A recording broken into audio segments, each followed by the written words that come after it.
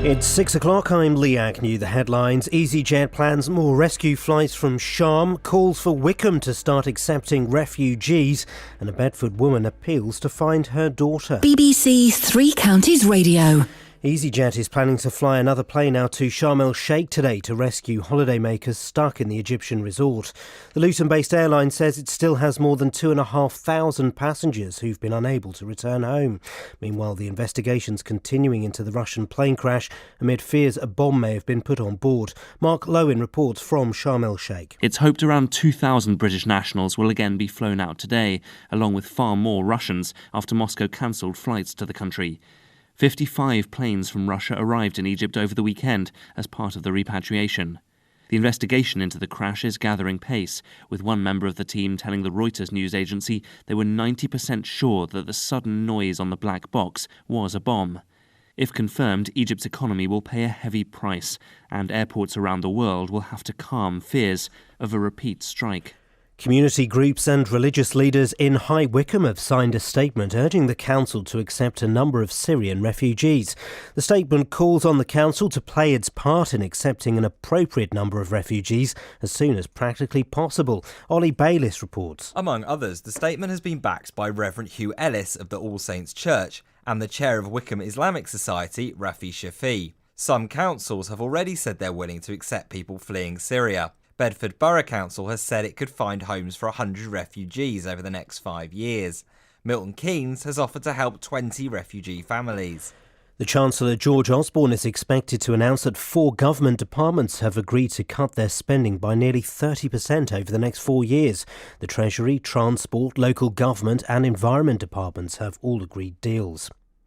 A woman from Bedford who was forced to give her daughter up for adoption in 1964 is appealing for help to find her.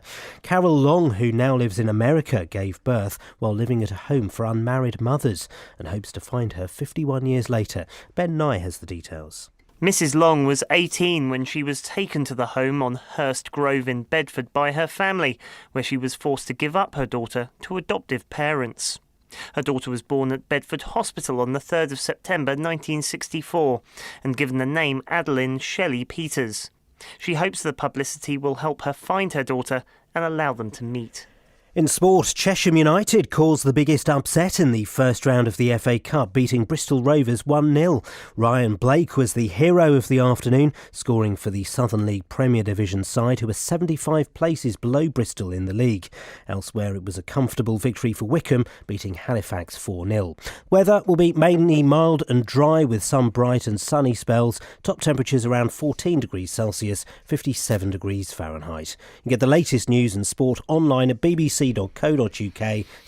Counties. I take my shoes off. There is a reminiscent smell emanating from my stockinged feet. I'm wondering, where do I know that smell from? And then I remember, yes, it's cat litter. Thanks, boys. They put cat litter in my socks. Great work, guys. I apologise. I seem to have arrived home with items in my bag from your house. There's cutlery, a tablecloth, some Hennessy, and a book on presidents deceased. I'll have them FedEx to you. It was a strange thing to do. I hope we can still be friends. Oh, it was not me, but someone else, you see, twisting the steering reins. Put a penny in the slot and make an artificial light shine. Leave go my golden eye. I don't give advice, but be wise and think twice before getting involved in a game where the minority face the majority, who are faceless and born without name. Was it knock sink when we came across 3 men? They had church candles wrapped in newspaper. I bought 2 from them and I lit one for you. I hope the message made its way down the wire. Put a penny in the slot and make an artificial light shine. Leave go my golden eye. the soul of a dog. He's alive and not gone to the farm like the others said. A Rhodesian ridgeback off the beaten track in a furniture shop down on the Keys. For the loneliness you foster, I suggest Paul Auster, a book called Timbuktu. Put a penny in the slot and watch the drunken sailor boy dance. She will not let you be her lover. She goes out looking for the taxi. Her phone is ringing straight to message minder. Send out a battalion to find her. Put a penny in the slot and make an artificial light shine. Leave go my golden arm. The only place that goes from that to this.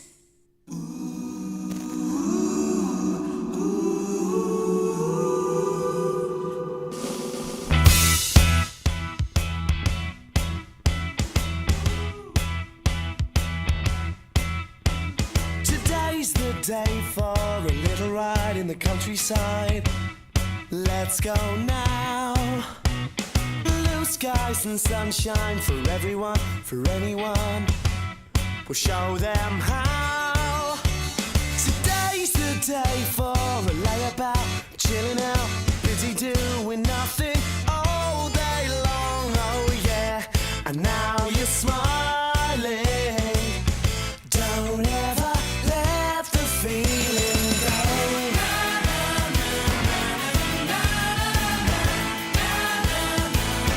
Today's the day.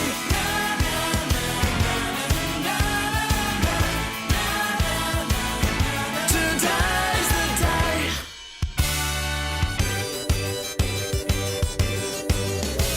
Today's the day for sitting back, losing track. Why don't you roll out of bed now and sail away, far away, for something new? Today's the day for laying low, letting go, forgetting all your worries all day long. Oh yeah, and once you're smiling, don't ever let the feeling go.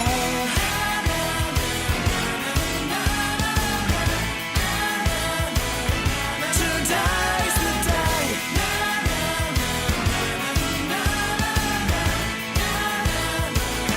Today's the day. Time to get away. A little holiday. Time to let off steam. Dream a little dream.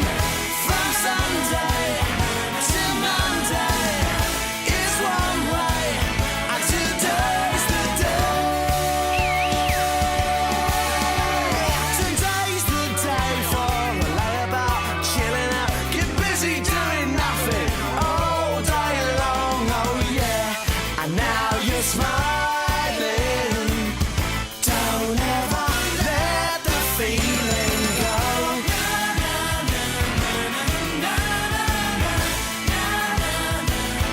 Today's the day.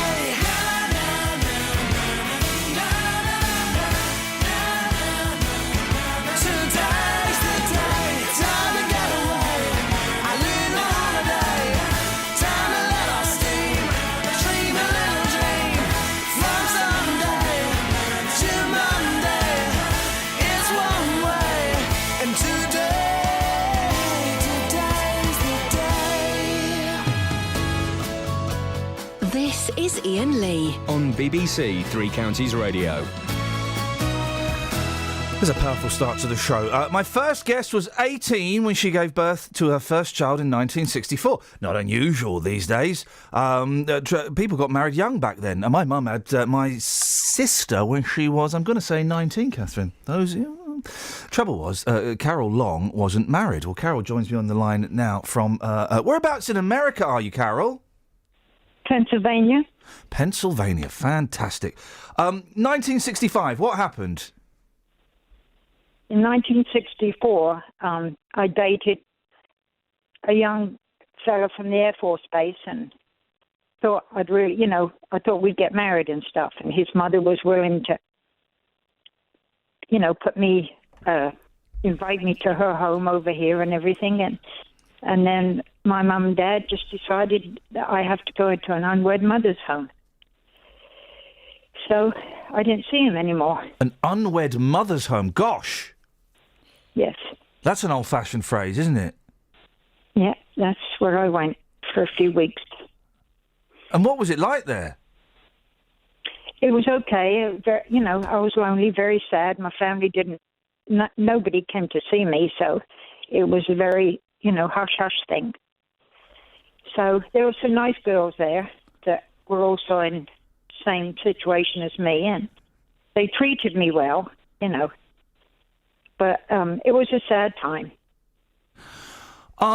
So what happened to your daughter? Okay, they came. I had to sign a paper over, so they came and took her away. I remember that day, and then never heard anything since that. What were you feeling when you had to sign that bit of paper and give your daughter up? Heartbroken. I didn't really want to live. So it was just a sad time, just a bad time for me. And there'll be some people listening who can't quite understand. Well, if you didn't want to do it, why did you do it? Can you try and explain? And it's difficult, in 2015, where things are very, very different. Can you try and explain why you felt you had to give your daughter up for adoption? Okay, because there was my parents had 5 children in the house, in a 3-bedroom house. My dad was a hard worker, and I didn't have a job, and Mum didn't work. So it was very difficult for me to bring another baby, child for my parents to help me take care of. So I just had to sign the papers and turn her over. Then I wasn't allowed to talk about it. Oh, who prevented you from talking about it? Your family, or? Yeah, my mum and dad didn't. I mean, they were fantastic parents. Don't get me wrong, but my mum and dad, they never spoke about it. They never talked about it. Never asked me. Never come to see her or anything like that. But that's the way it was in them days. Yeah, I know.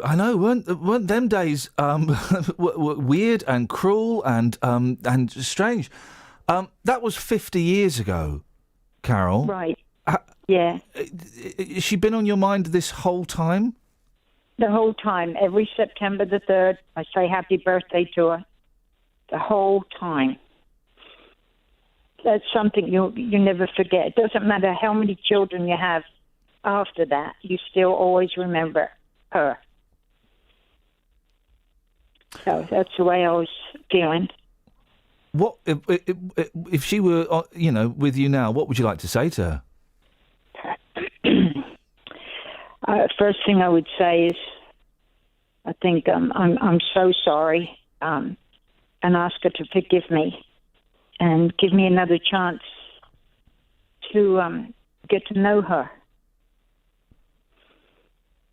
And just look in them eyes again. That's the thing I can see is I looked in her eyes and kissed her cheek then they took her from me.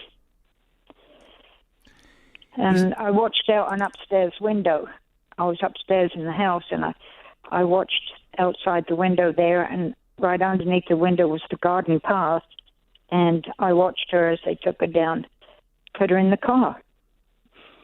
So I just, it's been such a long time ago. I know I sobbed my eyes out, and I'll never forget her since, and I'm determined that I'm going to find her. I find it really interesting that you're saying you want to apologise to her. I mean, you were a kid yourself, weren't you? Really? Yeah, and yeah. I kind of imagine. Tell me if I've got this wrong. that, you had all the pressure from your family, that it was kind of a shameful thing for the family. Yes. That you got Yes. pregnant. Yes, that's right. Like I said before, my mum and dad were great, lovely people and everything. It's just I brought shame on the family, and I couldn't ask them to help me with her, take this child in too. And if I would see her again or be able to talk to her, I would just tell her that if she's listening or anything out there, that I've never forgotten her, and she's always welcome in my life. My husband now knows about her. My children know about her. She's no secret. And she's always welcome in my home. Nor should she be a secret. Let's just get a few facts out, because it might just jog someone's memory. So Right. the name that you gave her was Adelaine Shelley Peters. Is that right? Yes. Okay. And she was born on September the 3rd, 1964. Yes. At what was, the General Hospital North Wing in Bedford. Right. Okay. So those are the dates. Any other bits of information that you think might be helpful? I can barely remember somebody, the caregiver or the care worker, whatever they called them in them days. She did tell me that she has a little brother waiting for her at home. Ah. And the brother was about 3. So. Okay. And somebody told me that maybe her name may be Janet or Janice, but that's not positive. Okay. Well, listen, if anybody has any information, you can give us a call, 03459 455 555. Can I give... I've got an email address. Am I allowed to give that out on air? Yes, you are. Would you okay? Okay, so you can either call us, and and even if you want to phone up and say, look, I think that might be me, I don't want to get involved, anything will be fine, and we'll respect your privacy. The email address, if you want to email Carol directly, is carolplong@hotmail.com. carolplong@hotmail.com. Carol, I wish you the best of luck. Okay, thank you so much. And if for we your hear, help. no, well, thanks for talking to us, and I try not to feel ashamed or feel bad or anything. There are a lot of people that were kind of had their hands forced back in the 50s and the 60s and the 70s, and they kind of had to do that. So try not to be too hard on yourself. Okay, thank you so much. Let's much. keep our fingers crossed. Take care, Carol. Bye-bye. Okay, bye-bye. There we go. We'll talk more about that in a second. Let's have some of this.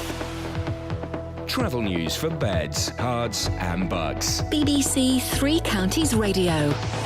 On the M1 southbound, it's busy from junction 12 for Flitwick to 11 for Dunstable, and on the A1M, it's very slow past junction 7 for Stevenage southbound. On the A405 North Orbital Road at the M25 junction 21A roundabout, it's starting to build up around Bricketwood, and in Blackthorn on the A41, there are delays in both directions at lower end because of the roadworks. On the trains, Great Northern have 10-minute delays between Alexandra Palace and Oakley Park because of a signalling problem. Samantha Bruff, BBC Three Counties Radio. Poor Sammy, thank you, Sammy. Where are we now? Right, 6:18. It is Monday, the 9th of November. I'm Iain Lee. These are your headlines on BBC Three Counties Radio. EasyJet is planning another rescue flight today to bring back stranded passengers from Sharm el-Sheikh. There are calls for Wickham Council to start taking Syrian refugees, and Chesham United caused a massive shock in the FA Cup, beating Bristol Rovers 1-0. It was the war that changed the world forever.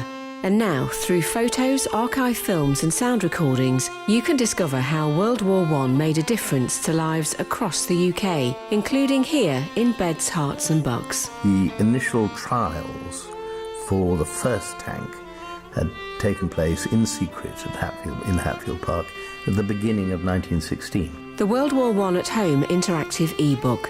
Amazing stories of the people and places closer to home. You can see on this memorial here, this is Memorial Hall, which was designed as a living memorial to the boys that died. But actually it says 577. Find out how to download it for free at bbc.co.uk/WW1.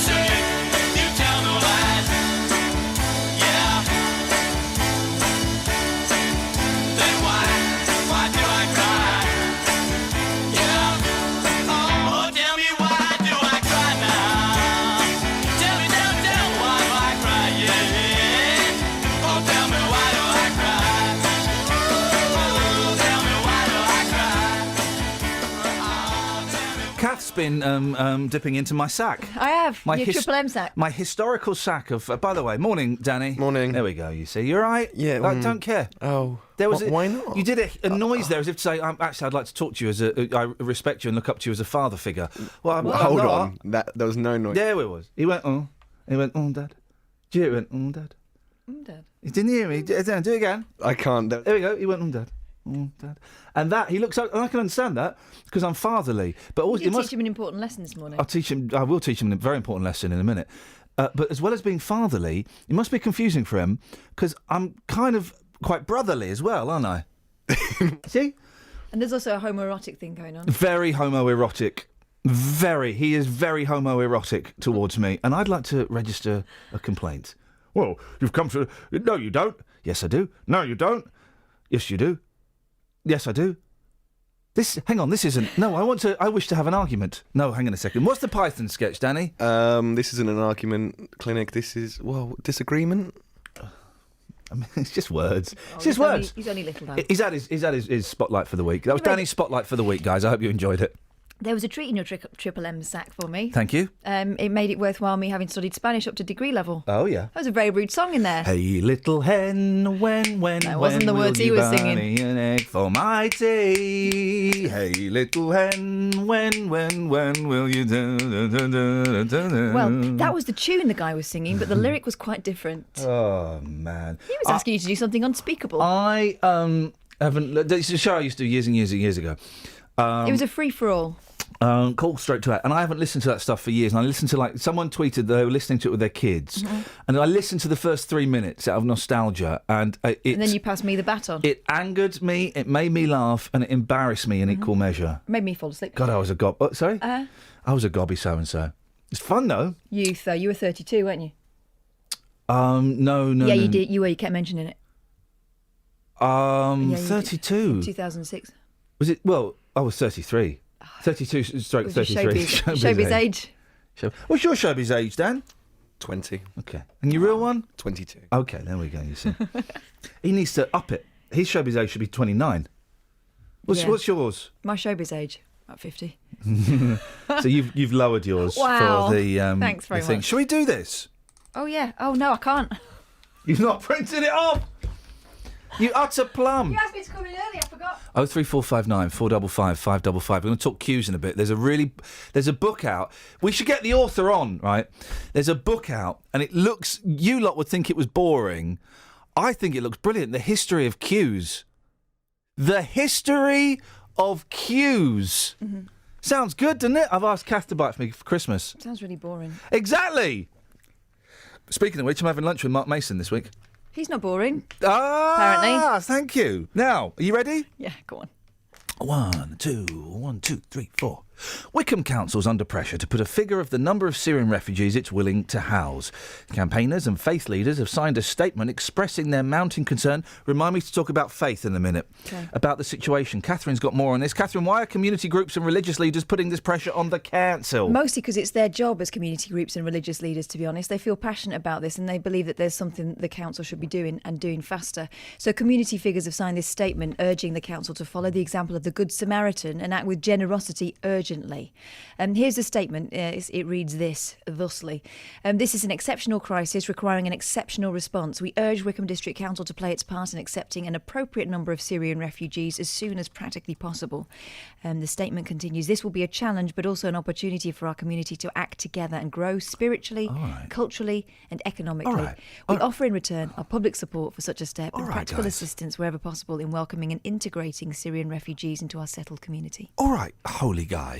Where are these refugees going to be housed, for crying out loud? Well, the community groups and leaders are offering to work with the council to come up with solutions. We're told that churches and mosques have pledged to assist with accommodation. There have been suggestions that scout halls could even be used to house refugees. Inappropriate? The group have not said how many refugees they think High Wycombe should accept, but we've spoken to a Labour councillor, Khalil Ahmed, you'll be speaking to him later on, who's supporting the statement. He believes that High Wycombe could accommodate up to 200 Syrian refugees, given the size and scale of the town. And he's really frustrated with the council over what he says is a lack of leadership on the issue. Now, as we didn't mention earlier on, but other councils have earlier said that they're willing to accept people fleeing from Syria. Bedford Borough Council's previously said it will find homes for 100 refugees over the next next 5 years. Milton Keynes said it will take on 20 refugee families. Nationally, the government have committed the UK to accepting 20,000 Syrian refugees over the next 5 years. But they're coming under pressure from the Church of England to increase that figure. OK. So try and explain to me, I'm getting so confused. Why is High Wycombe Council not committing themselves to a number? That's a really good question. Thank you, Catherine. The council have told us any final decision about numbers would have to be decided in conjunction with Bucks County Council, because the responsibility for supporting refugees locally would fall to them, according to Wycombe, and it would be inappropriate to comment further ahead of a cabinet meeting which is due on the 16th of November, so that's Monday, isn't it? But they've expressed concerns about accommodating up to 200 Syrian refugees that could greatly reduce their abilities to prevent homelessness and meet local housing needs. This means that many people would take up to... this many people would take up to a year's worth of social housing, they reckon. OK, well, We've got a statement from the council leader, Martin Tetch. Fancy that? No, I don't think so. He's saying that government financial support must be assured. He wants extra. We went for it. From the government. Well, that was the brief version. What's the best queue you've ever been in, Catherine? Again, I'm just thinking of Scott's suggestion. No, I don't tend to queue for that. I go straight through the door. You're at the front of the queue. You're what they would be queuing for. Exactly. 03459 455 555. I'm going to give you time to think. Greg's. Right, OK. Well, your best and your worst queues, guys. Travel news for beds, cards and bugs. BBC Three Counties Radio.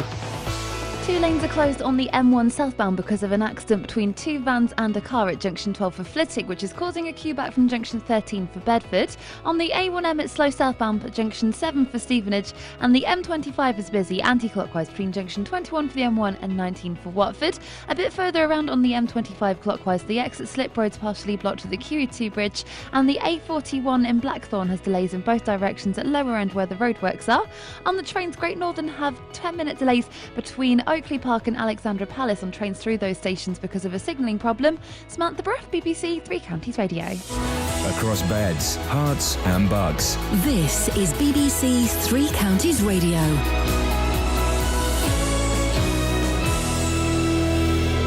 It's 6:30. I'm Lee Agnew. The headlines. EasyJet is planning to fly another plane out to Sharm el-Sheikh today to rescue holidaymakers stuck in the Egyptian resort. The Luton-based airline says it still has more than 2,500 passengers who've been unable to return home. Community groups and religious leaders in High Wycombe have signed a statement urging the council to accept a number of Syrian refugees. And a woman from Bedford who was forced to give her daughter up for adoption in 1964 is appealing for help to find her. Carol Long, who now lives in America, gave birth while living at a home for unmarried mothers and hopes to find her daughter Adelaine 51 years later.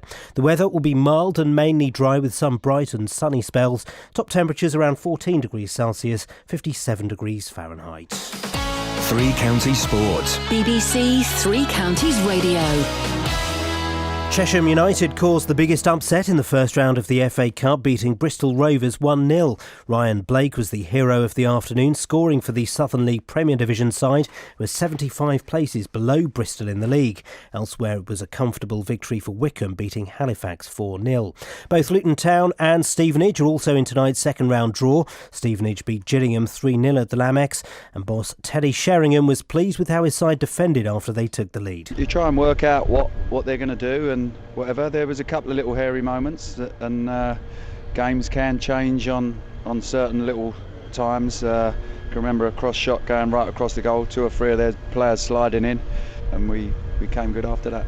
Arsenal failed to open up a gap at the top of the Premiership after they drew 1-1 with Tottenham in the North London derby. Manchester City were held to a goalless draw by Aston Villa, who are now just 1 point adrift at the bottom of the table. City manager Manuel Pellegrini feels his side should have won. Of course, when you have a new manager, they have a lot of motivation of the players. You don't know against whom you are going to play because they changed the system. That's why maybe in the first half we were so aggressive. We were in the second.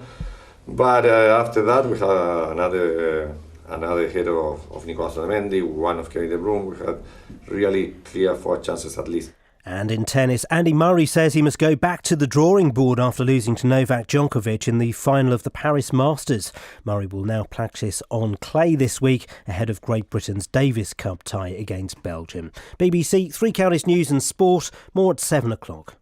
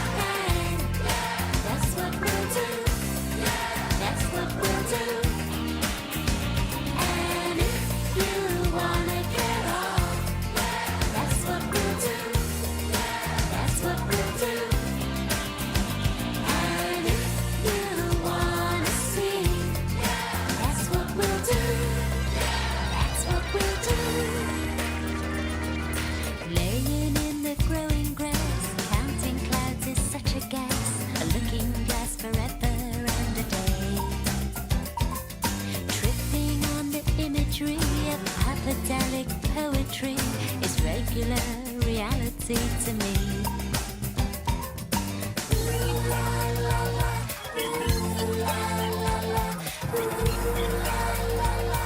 Touch is true.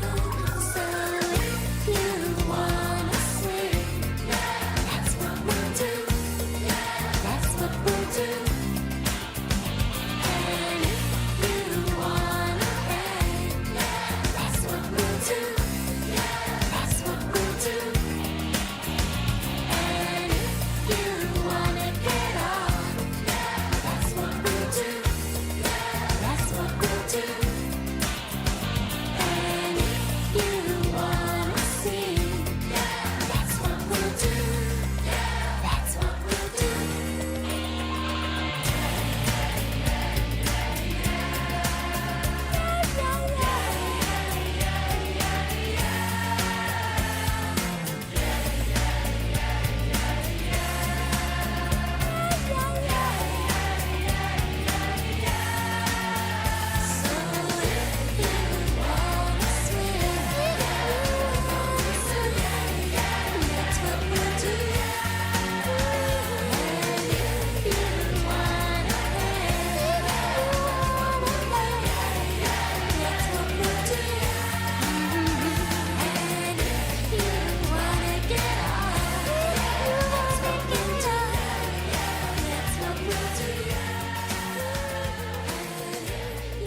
Become obsessed. Oh, look, there's a blog about the... oh, look at this blog. The Isle of Deserted Pop Stars. Oh.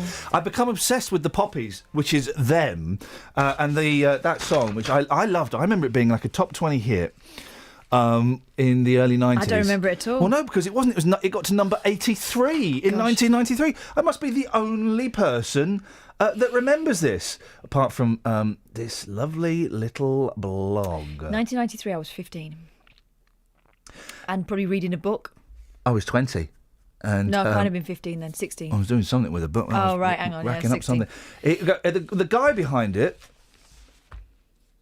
the guy behind that pop group was also the guy behind the Beatles Complete on ukulele. Wowzers, there you go. Well, he had a lot of time in his hands. Didn't he just? Morning, guys. Ian Lee, BBC Three Counties Radio. We're talking... now, where the cute... See, I think, to me... And by the way, can I just say, shame on all of you. Why? Everybody, including you, Daniel. What do you mean? Because, right, everybody has lied to me my whole flipping life. Everybody. Not this guy. It's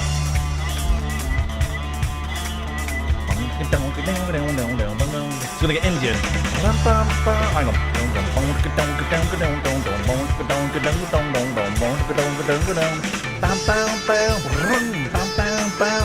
That's it. What are you scratching your armpit for? I'm playing the sitar. No, sitar's that. No, I'm flipping massive. Sitar don't go upright. Sitar goes... I've got short arms. If I stretch out, it'd be like... You're playing sitar in the same way that some people take videos. You're doing it in portrait. Oh, man. You're supposed to do it in... No wonder I can't get the hang of it. Horizon. Oh. Anyway, landscape. What's this one then? You're sat down playing a double bass. Stand up and play it. Stand up and it'll be like that. There you go. Anyway. That makes it a lot easier, thanks. Everybody's been lying to me my whole life, right? Oh, don't buy fireworks from shops. They're rubbish. Don't buy fireworks. You'll be wasting money for it. It'll last 5 minutes and be rubbish. They're It'll be proper dear, though. They are dear. No. Yeah. I spent 56 quid on fireworks. Dear. Right? That's dear. Oh, is it? Yeah. Is it? Yeah. Is it? Yeah. I used half of them. We had a good 20 minutes in the back garden. And then you let the fireworks off. Not including the time I spent setting up my firework display. Did you have a biscuit tin? No, you don't get biscuit tins anymore. Why? I had a Tesco carrier bag. Not including that, I spent a long time setting them up in the milk bottle? No, you get a thing, you get a plastic thing to put the rockets in. A launcher. And I set it all out. I had a nice little display. I was going to start with the small ones, then with the big ones. 20 minutes, it was flipping... We only used half of them. We kept the other half for the boys' birthdays in January. It was brilliant. First ones... Little fizzle. That was it. All right, that was exciting. Rockets. Boom! Light another rocket, Ian. Go. Light another one. Go. Light it. Go. Stand back.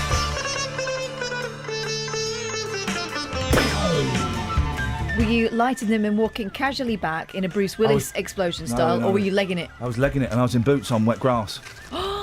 Very dangerous. Potentially hazardous. Potentially hazardous. It was. Listen, everyone that says don't buy shop-bought fireworks is a lie. I'm glad my neighbours did. We got them for now. I got a round of applause from the next door neighbours. Yeah, 60 quid we didn't have to spend. A round of applause. Well, no, okay, I spent 30. It was 30 quid for 20 minutes fun. Even the fella in the shop when I was queuing up, she had to get an adult to go and unlock the box, and the fella's going, "I wouldn't buy them, mate. I'll get them from one of them dodgy shops." You know. I won't say exactly what he said. He said, Cheap. Wow. Yeah, he said that. I'm glad you closed the fade because I was about to say something really rude and I didn't mean to. Okay. I got these fireworks. They were flipping. It was brilliant. It was absolutely brilliant. We had the time of our lives. The boys loved it. I felt powerful. It was amazing. I've got I actually recorded some of the fireworks. Do you want to hear it? No. Oh. I've heard a firework before, though. Oh, okay. You don't want to. Okay. Well, I recorded some of the firework display. Hang on. There we go. It's a little. Let's put it on the computer here. Here we go. This is the firework display in my back garden.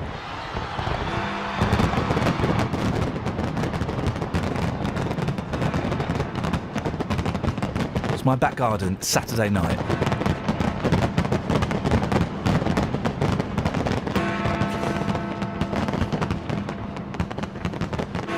You can kind of work out where I live if you listen carefully. The Houses of Parliament. No, this is, honestly, my back garden Saturday night. This is it. I skipped forward a bit. It went on for ages. Right. There we go. Oh, and you've got some music queued up as well. Yeah, I did a little mixtape. London calling. This is London calling. I did a little mixtape. Yeah. Just a and then, it's a bit of a very special quietly voice. next door there was... You want to hear the applause at the end? Not a problem. It's this. It got a bit trancy. Didn't it? Here we go. Get ready for the applause, guys. Here comes the applause. Gosh, that looks like an H-bomb. Yep. Applause. The whole street, silence. Then it went nuts. You're very welcome. Oh. It was, honestly, everyone who says that homemade fireworks... homemade? Oh, ISIS. Anyone who says that shop-bought fireworks are rubbish is a liar. Oh, it was brilliant, Kath. It was brilliant. And setting... You don't get long. Because we had the kitchen lighter, but that kept going out. Something else just do it with a lighter with the flame massive. You know, you take the top off and you keep spinning the wheel around until it goes massive, a massive flame. You don't get long. You like that fuse. You don't.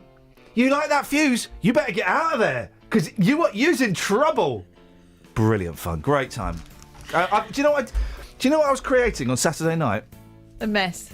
I've tidied it all up. Like we had a bucket of water nearby. Airborne litter. Don't know what we were going to do. There was a bit when it went close to the tree. I was thinking, oh, flipping heck. And everyone's applauding. I'm going, oh, please don't go near the flipping tree. Do you know what I was creating? Let's try him. Do you know what I was creating, Daniel? Fun. Memories. You haven't got any memories yet. You're a baby. She's got memories. She's so old. She's losing her memories. That's all I've got memories now. I was creating memories. Oh dear. Creating memories, and thank you. You're welcome, dear listener, because I've just shared those memories with you. I've created memories for you. Those memories are all over you now. Yeah, memories. You're covered in memories. Wipe yourself down. There are too many. Look at those. Look at the state of you. You're covered in memories. Go upstairs. Wipe that off. Get into bed. We'll talk about this in the morning, young lady. Filthy. Love memories. Do you want some... I'm done. The fireworks piece is done. Can I make you a new memory? I wouldn't mind a little bit of feedback on it. Okay. Honestly, you don't have to go on about explosions. Wow. In terms of Vivas, this is a tough one, but I'm going with it. More? I want to improve, so I don't mind. All right. More? Also, I mean, in terms of sound effects... You are to telling stories what Brian Blessed is to telling stories. In other words, a massive liar. Have you got his story there about his Picasso? No, but I read it over the weekend. He's just going for broke now, isn't he? I threw away a Picasso worth £50 million. He's literally just made that story up. Apparently, when he was 12, he met Picasso and he said, "Prove your Picasso, draw a picture." So Picasso drew him a picture, and I can tell what that is. You're not Picasso, so he threw it away. It's now worth £50 million. All right, Brian, chinny recon. Tell us that story about licking the baby clean again. But he licked a baby clean and then threw away £50 million. Are you going to earn your keep today, or am I going to have to keep... Yeah, but I'm looking at timing. Oh, well done. Travel news for beds, cards and bugs. BBC Three Counties Radio. There are delays on the M1 southbound because the lane's blocked between junction 15 for Northampton and 14 for Milton Keynes after an accident involving two cars. And there's also queues from junction 13 for Bedford towards 12 for Flitwick because of an accident that happened there earlier, but all the lanes are back open again. On the A1M southbound, we've had reports of an accident between junction 9 for Letchworth and 8 for Hitchin. And on the M25 anti-clockwise, it's busier than usual between junction 22 for St Albans and 19 for Watford. It's also slow at the M25 junction 21A roundabout, and Great Northern trains have 10-minute delays between Oakley Park and Alexandra Palace because of a signalling problem, so it's affecting all the trains running through those stations. Samantha Bruff, BBC Three Counties Radio. Sammy, thank you so much. Dear listener, Catherine, who just mocked me, it turns out that she had not shared her fireworks story. So I was going, off air, I was going, seriously, Catherine, it's brilliant. The boys are out there in their pyjamas and their dressing gowns and their wellies. We had a great time. And you said... My kids are saying, "Oh, Mummy, have we not got any fireworks?" I went, "Yes, we have." For their pudding that night, they had a chocolate mousse with a sparkler stuck in it. Thank you very much indeed. There we go, you see. That's got to be health and safety. They were terrified. I bet they were. Any fireworks? Yeah, me and Daddy are going to have a round a little bit, so shut up and sit back. 6:45, these are your headlines. EasyJet is planning another rescue flight today to bring back stranded passengers from Sharm el-Sheikh. There are calls for Wickham Council to start taking Syrian refugees. And Chesham United caused a massive shock in the FA Cup when they beat Bristol Rovers. I don't know who any of those people are at all. Here's the weather. Beds, hearts and bucks weather. BBC Three Counties Radio.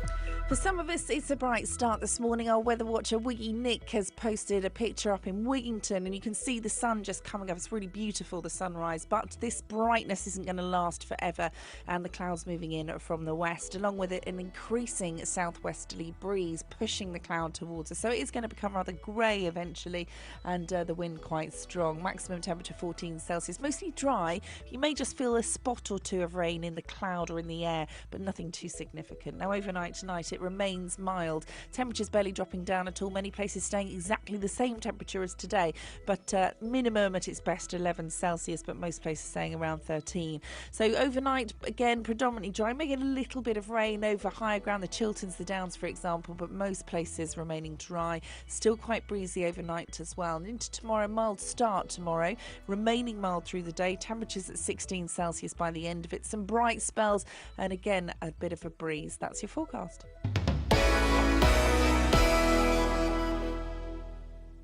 You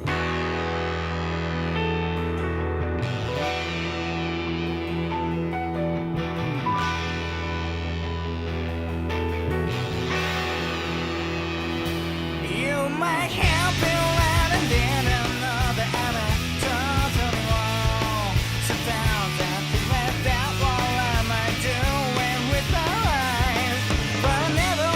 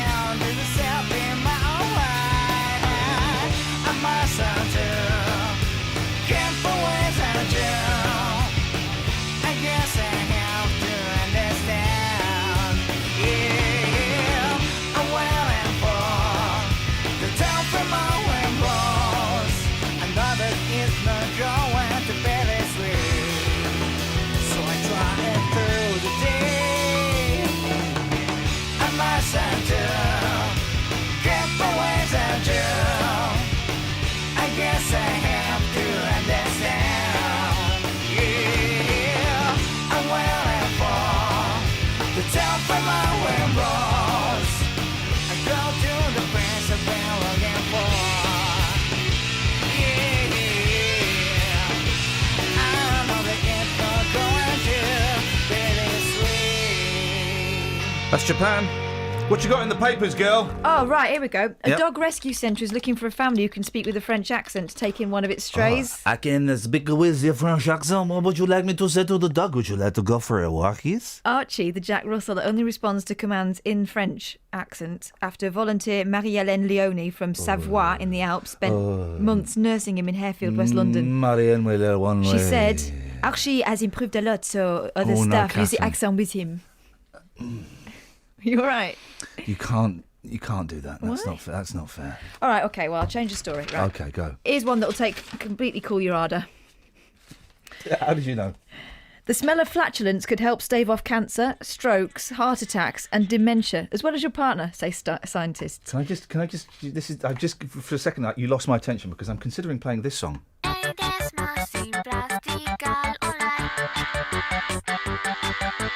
Just. What's to consider? I mean, I don't know where it goes from there. Let's just jump in 30 seconds and see where we are.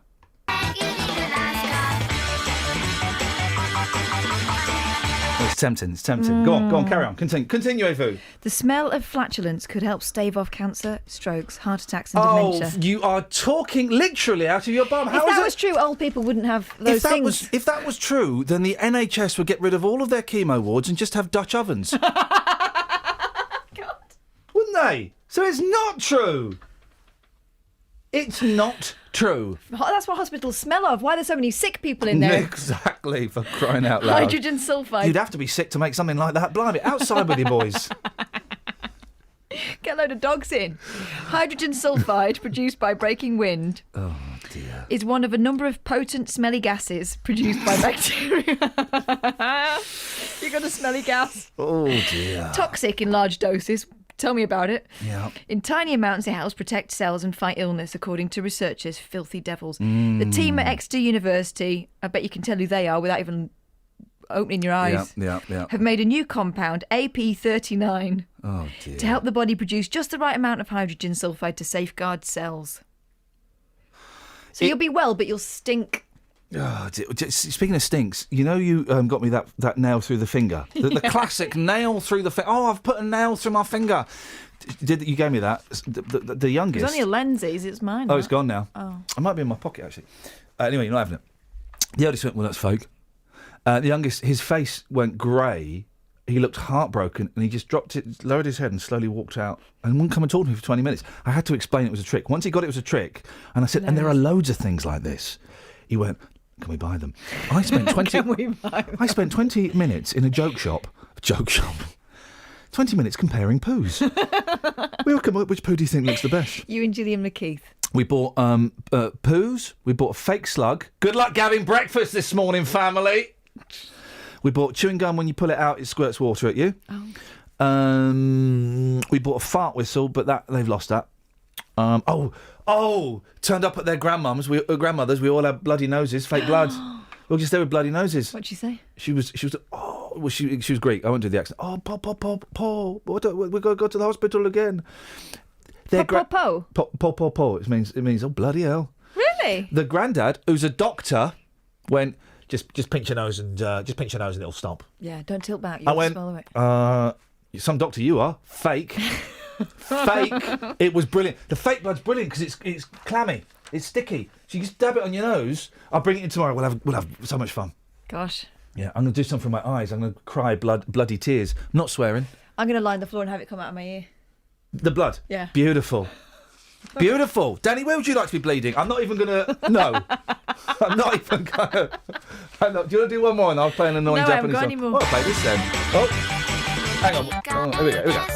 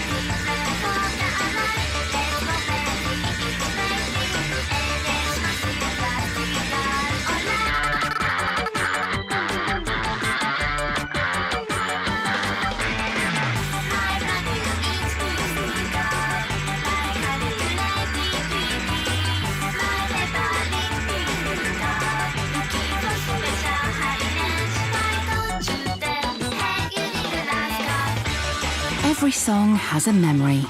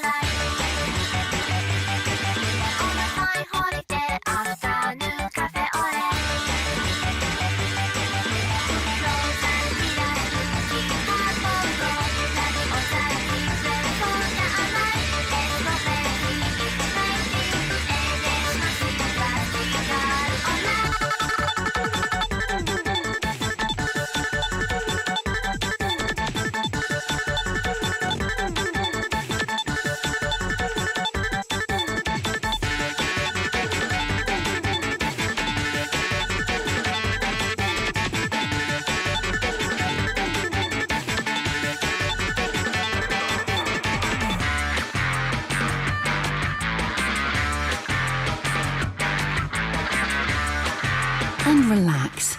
The perfect music for your afternoon.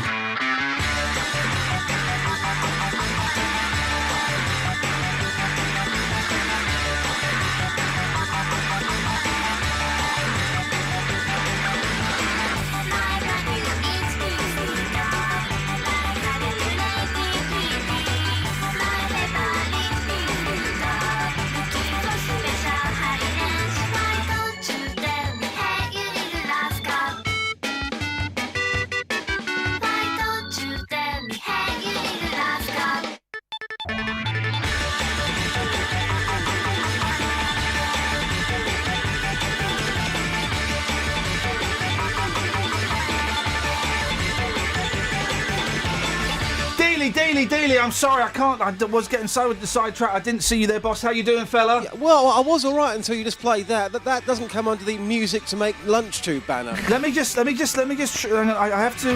Hang on. Let me just. What is it? You might have been eating Skittles. Music to make lunch to. No, it is.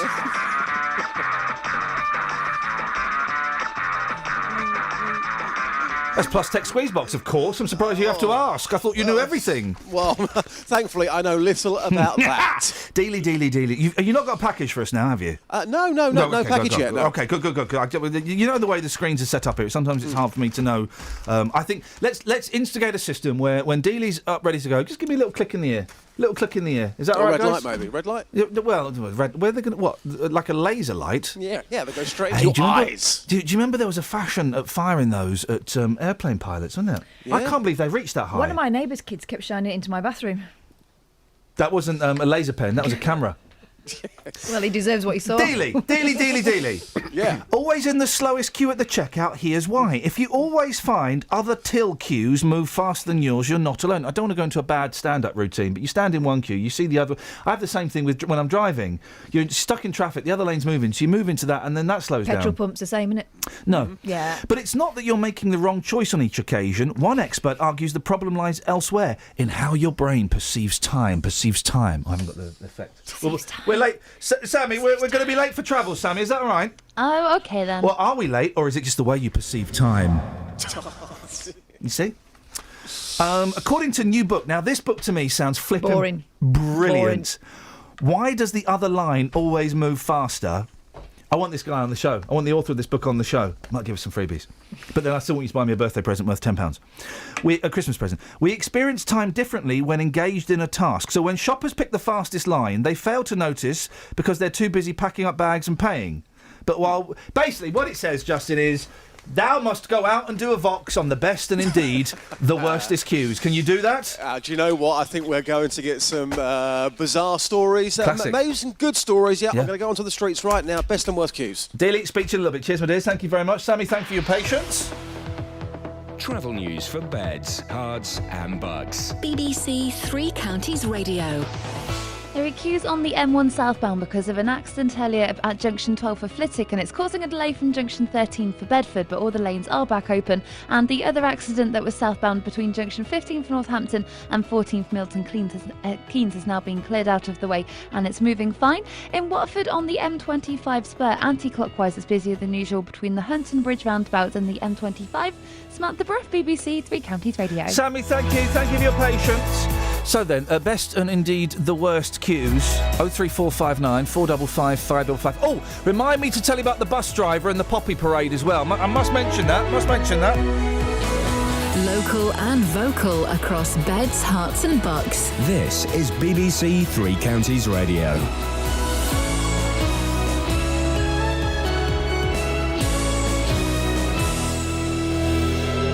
It's 7 o'clock. I'm Lee Agnew. The headlines. EasyJet plans more rescue flights from Sharm, calls for Wickham to start accepting refugees, and a Bedford woman appeals to find her daughter. BBC Three Counties Radio.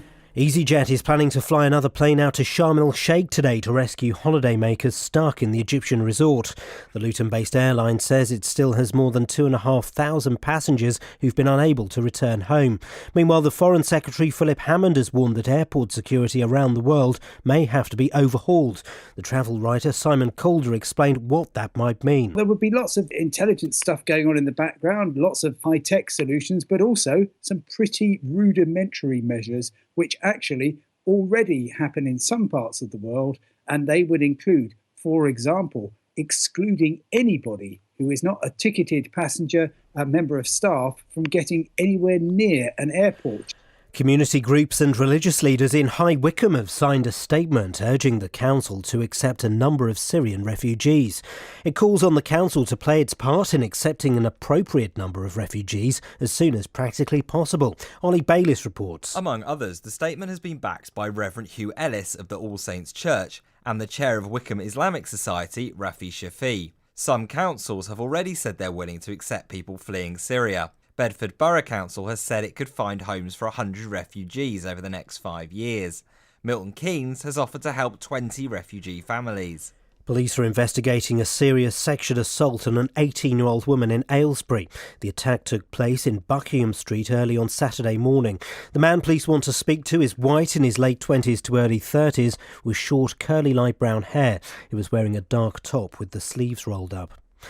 A woman from Bedford who was forced to give her daughter up for adoption in 1964 is appealing for help to find her.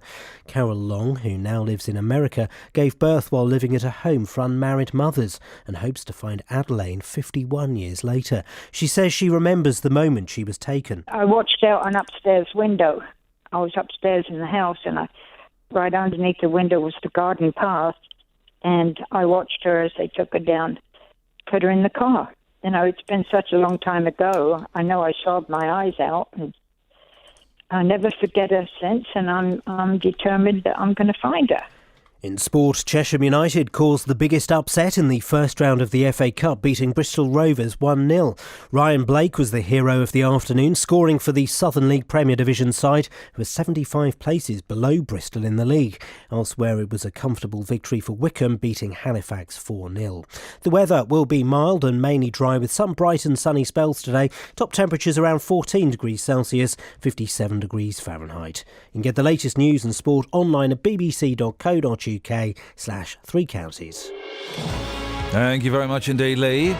So, best and worst cues, any Q story, even if it's the letter Q. Do you know what? I'll take anything right now. I'm desperate. 034, my fault, I should have gone just then. I had 3 minutes. 03459 455 555. And there's a cracking bit of film. Now, we didn't post it on the Facebook page. The Facebook page, as you know, is a mystery to me, dear listeners. Can we pull it off? Catherine, can we pull it off and put it on? Do we? I don't know. I think that's what Lee Agnew was trying to do this morning. But I'll have a word. So we can pull it off and put it on, because it's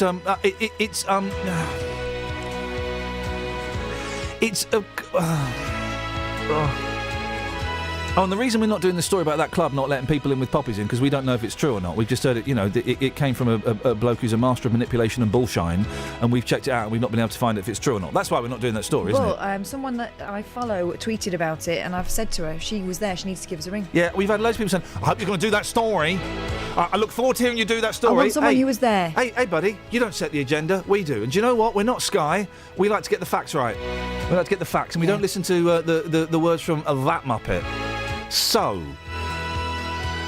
if If you were there, let us know. There's a nightclub where apparently they weren't letting people with But poppies if you in. just heard about it, that's... Yeah, exactly. If you've just read some idiot's vile... hang on, there we go.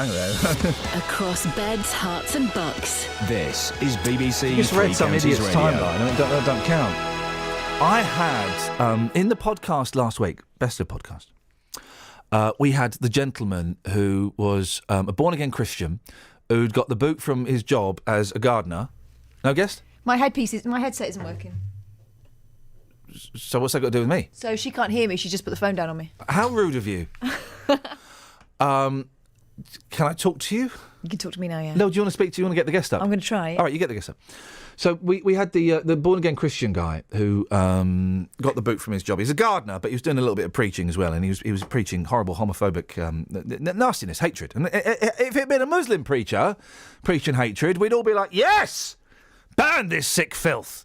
But as a Christian, so some people going, well, it's in the Bible, so we should be allowed. So some hatred is okay, some isn't. All right, fair enough. I think, and we need to check this as well, Catherine, I think that Christian gentleman lost the appeal. Again, I read it on Twitter, so I don't know. So we'll look into that, right? But it was in the podcast. Out come the weirdos, out come the people.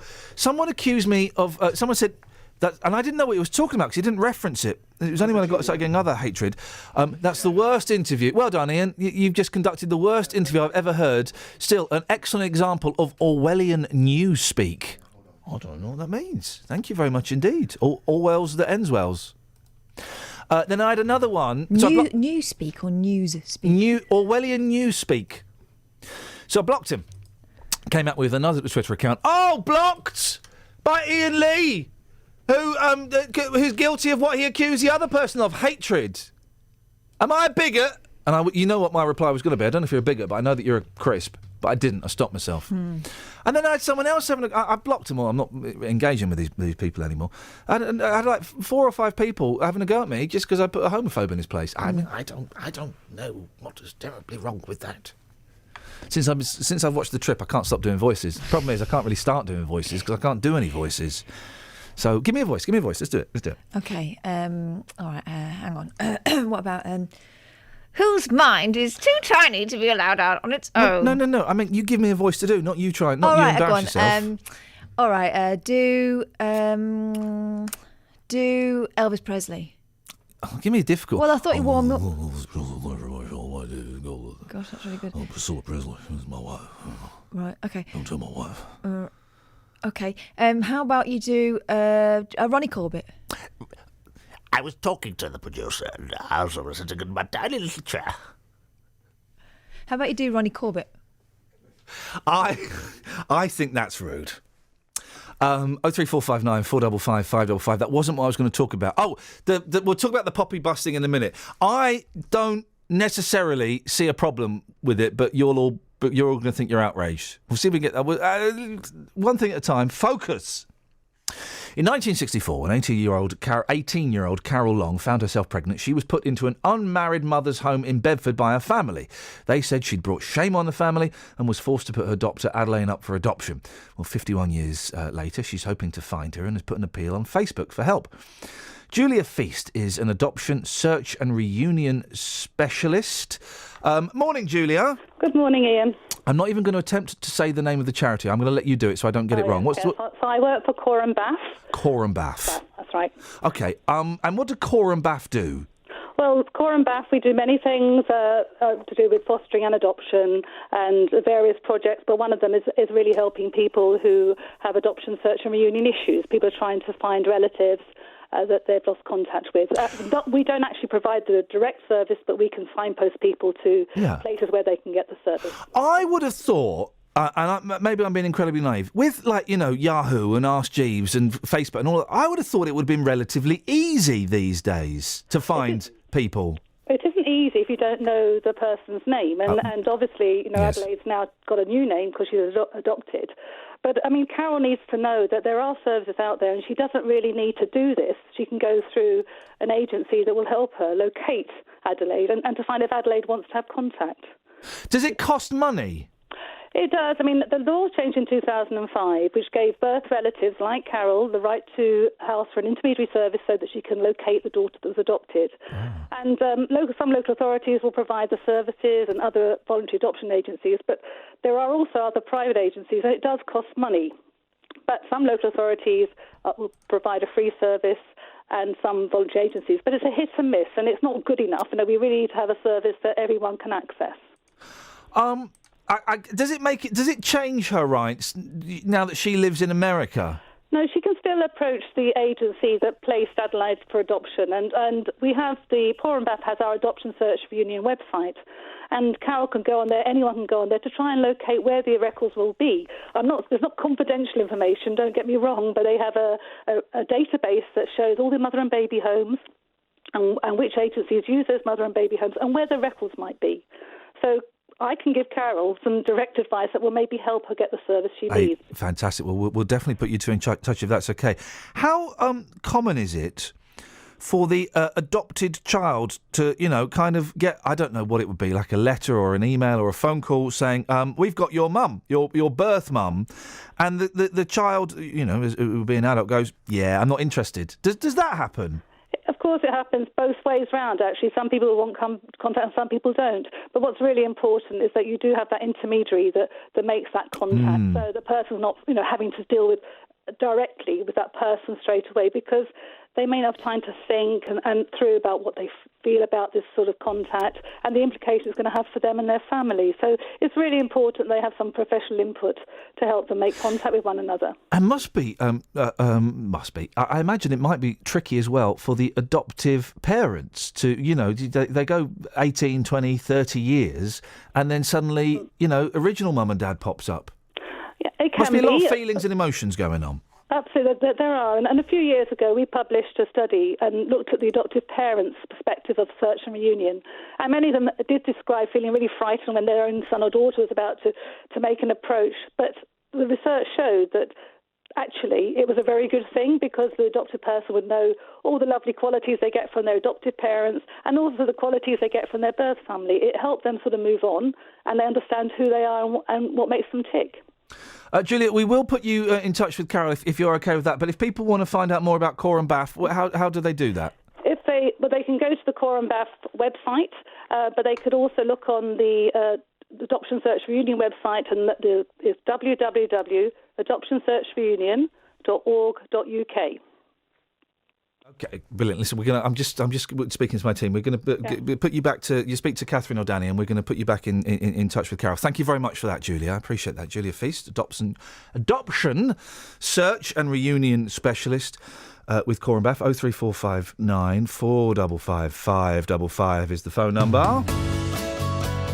This is Iain Lee on BBC Three Counties Radio.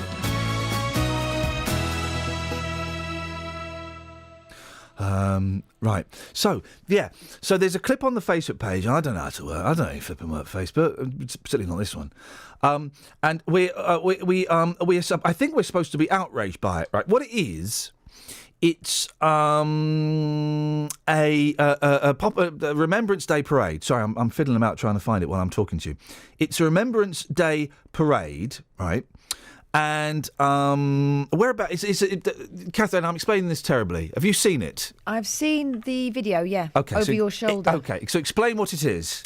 It's a bus trying to get through, isn't it? Yeah, when they're stood still at 11 past 11, right. And they're stood still. And from what I could see, the police were trying to stop them from moving forwards. And the commentary of the footage is a woman going, "That is disgusting. That's absolutely disgusting." You see one or two gentlemen going up to the bus driver to have a word.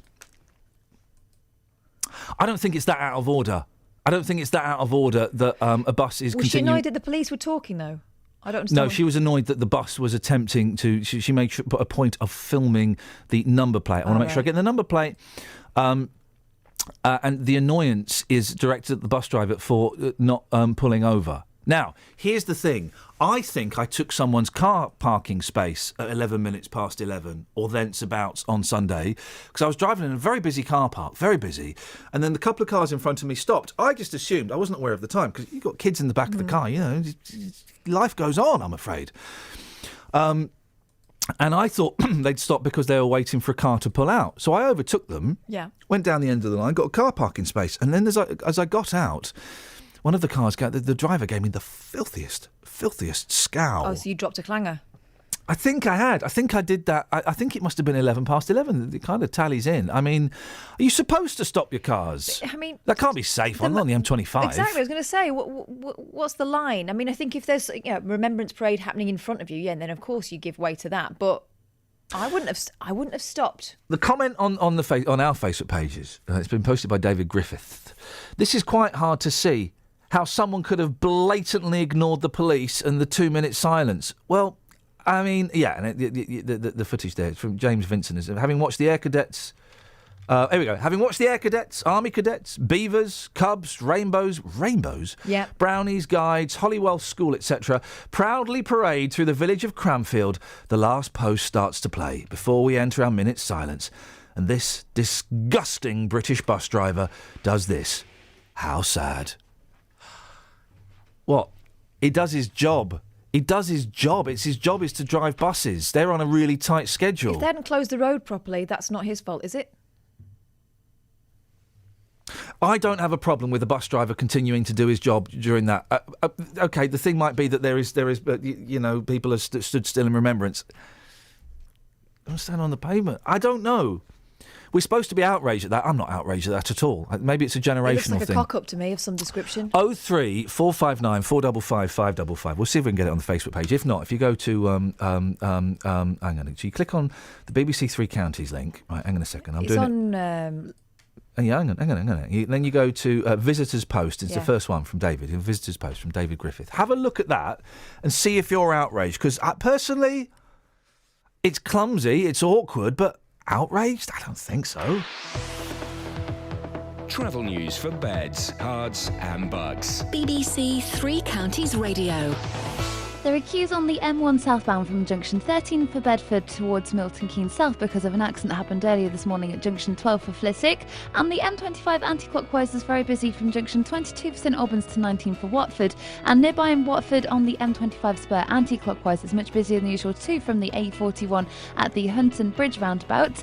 On the St Albans Road in Watford in both directions, that's been partially blocked by a building fire between the Bushy Mill Lane and the Gammons Lane. And in Hertford on 4th Street, that's closed in both directions between Parliament Square and Ware Road because of a police incident. It's also affecting Market Street between Railway Street and 4th Street. On the trains, Great Northern have delays of 10 minutes between Oakley Park and Alexandra Palace because of a signalling problem. Samantha Brough, BBC Three Counties Radio. Alexandra Palace. I saw the Kinks there, supported by Voice of the Beehive, The Four of Us and Squeeze. I was 15 years old. I went on my own. It was lonely.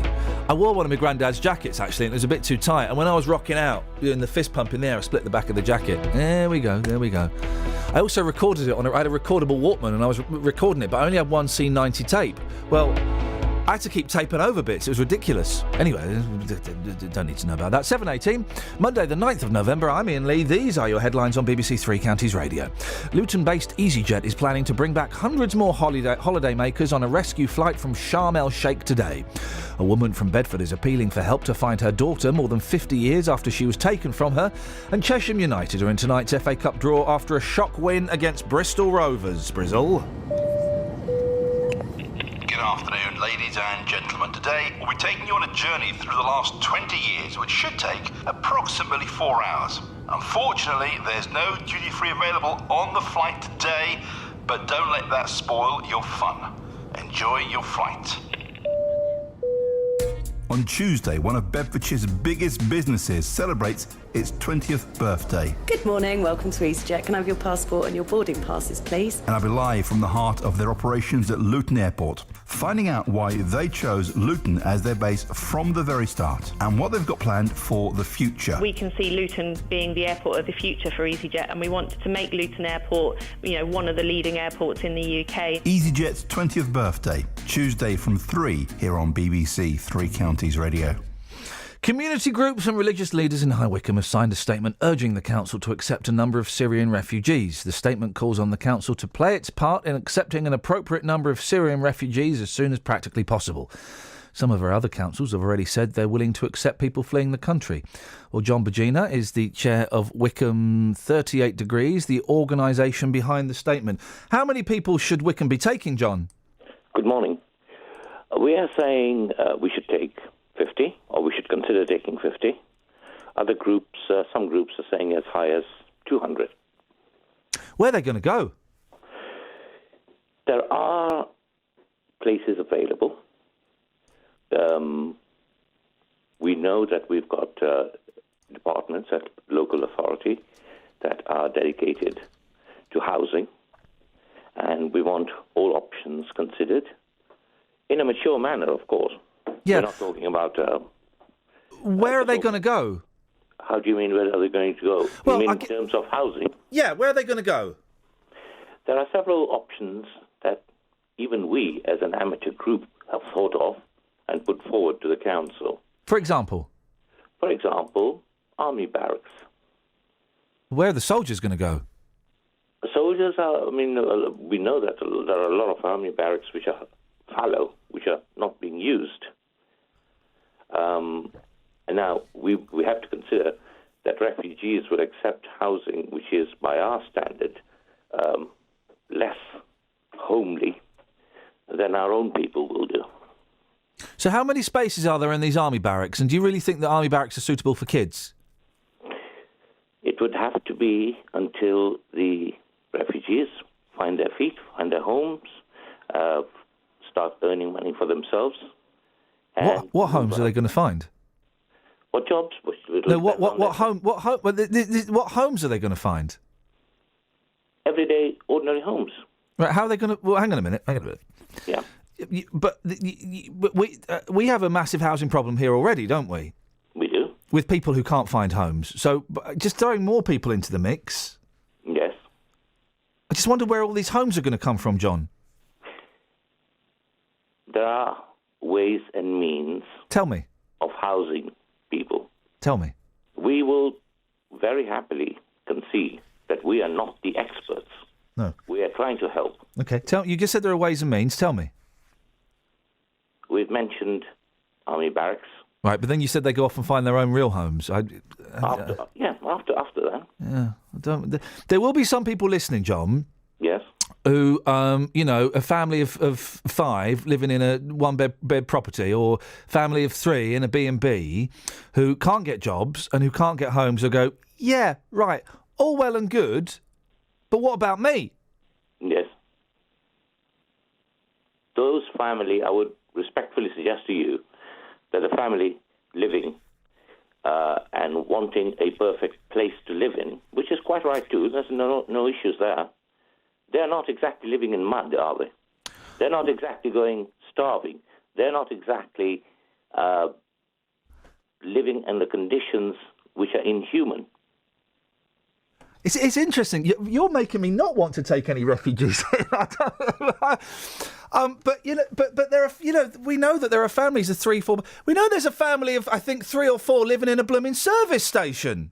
Tell me, are we then to say, sorry, we can do nothing about this, and leave them out there to live there in the jungle? Are we going to leave them to live in the squalors or in Lesbos?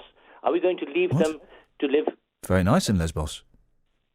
No, the conditions are dreadful for these refugees out there. Yeah, I know. But what are you going to say to that family that's living in a service station, or that family that's been in a B&B for 6 months? I'm sorry, I don't know about this service station. Oh, I'm telling you about it. Or that bloke that hasn't been able to get a job for 3 years and he's having to kip on people's sofas. Or that woman that lives by the train station. Or that that family where the kids live with the grandparents because the parents can't afford to look after them. What would you say to those families? I'm quite curious that when these cases get flagged up and there's a hoo-ha in the paper or the radio, all of a sudden, council finds places for No, them. they don't. What fantasy world do... No, they don't, John. What fantasy world are you living in? Of this sort of thing. What fantasy world are you living in where when there's a hoo-ha in the newspaper, these things get sorted out? Yeah. Maybe come back, please, to the humanitarian problem. Well, here. no, because because it is all linked, John, and you're living in cloud cuckoo land. If you think that these things get sorted out when they come on the radio, we talk to people. Like we speak to them, then we'll speak to them a year later, and their situation's got no better. What would you say to the families that can't get work, that can't find somewhere to live? And then they perceive, rightly or wrongly, that refugees will be coming in and getting priority over them. I will say not to family. If the family qualifies for housing, I will not say anything to them. I would say to the authorities that these matters have got to be sorted out. Appropriate number of houses have got to be built. For the refugees, for example, we can look at commercial buildings, which currently there are a lot of commercial buildings. Why do you want to put the refugees in, I nearly swore then, in places that aren't very nice? They're not, because they are much, much better than the conditions they're in with at the moment. But you want to put them in barracks and, like, what did you say, like an old office or something? Yes, commercial properties. That's generous, isn't it? It is much, much better than what they've got at the moment. You want to put them in a scout hut? If it is appropriate, if it's warm. What about the scouts? Where are the scouts going to meet? It sounds. No. Yes. Only if they're disused. We're not talking about throwing out. There are. How many disused scout huts are in Wickham? I have no idea. Exactly, and that's the thing. You're coming from a place of good intent, and I appreciate that. But you don't know the facts. I've not heard about scout huts. Sorry? I've not heard about the idea of putting them in scout huts. Well, I think that's what's being suggested. I suggest you go and talk to your other members. You're coming from a good place, but I just think it's not grounded in reality. And if we are going to help these people, and personally, I think we should help these people. Of course, I think it's a human problem. If we are going to help these people, we need to be grounded in reality, don't we? The reality is out there on the continent at the moment. Yeah, no, the but reality is in the jungle in Calais. The reality is in Lesbos. The reality is on the Greek islands. This is where the reality is. There are people out there that are suffering. Now, we either roll up our sleeves and go, we've got to do our part, we've got to take a few. We're not talking about a lot. Or we can find excuses to not to do anything about it. Or we address the problems like grown-ups and not like a bunch of fifth formers.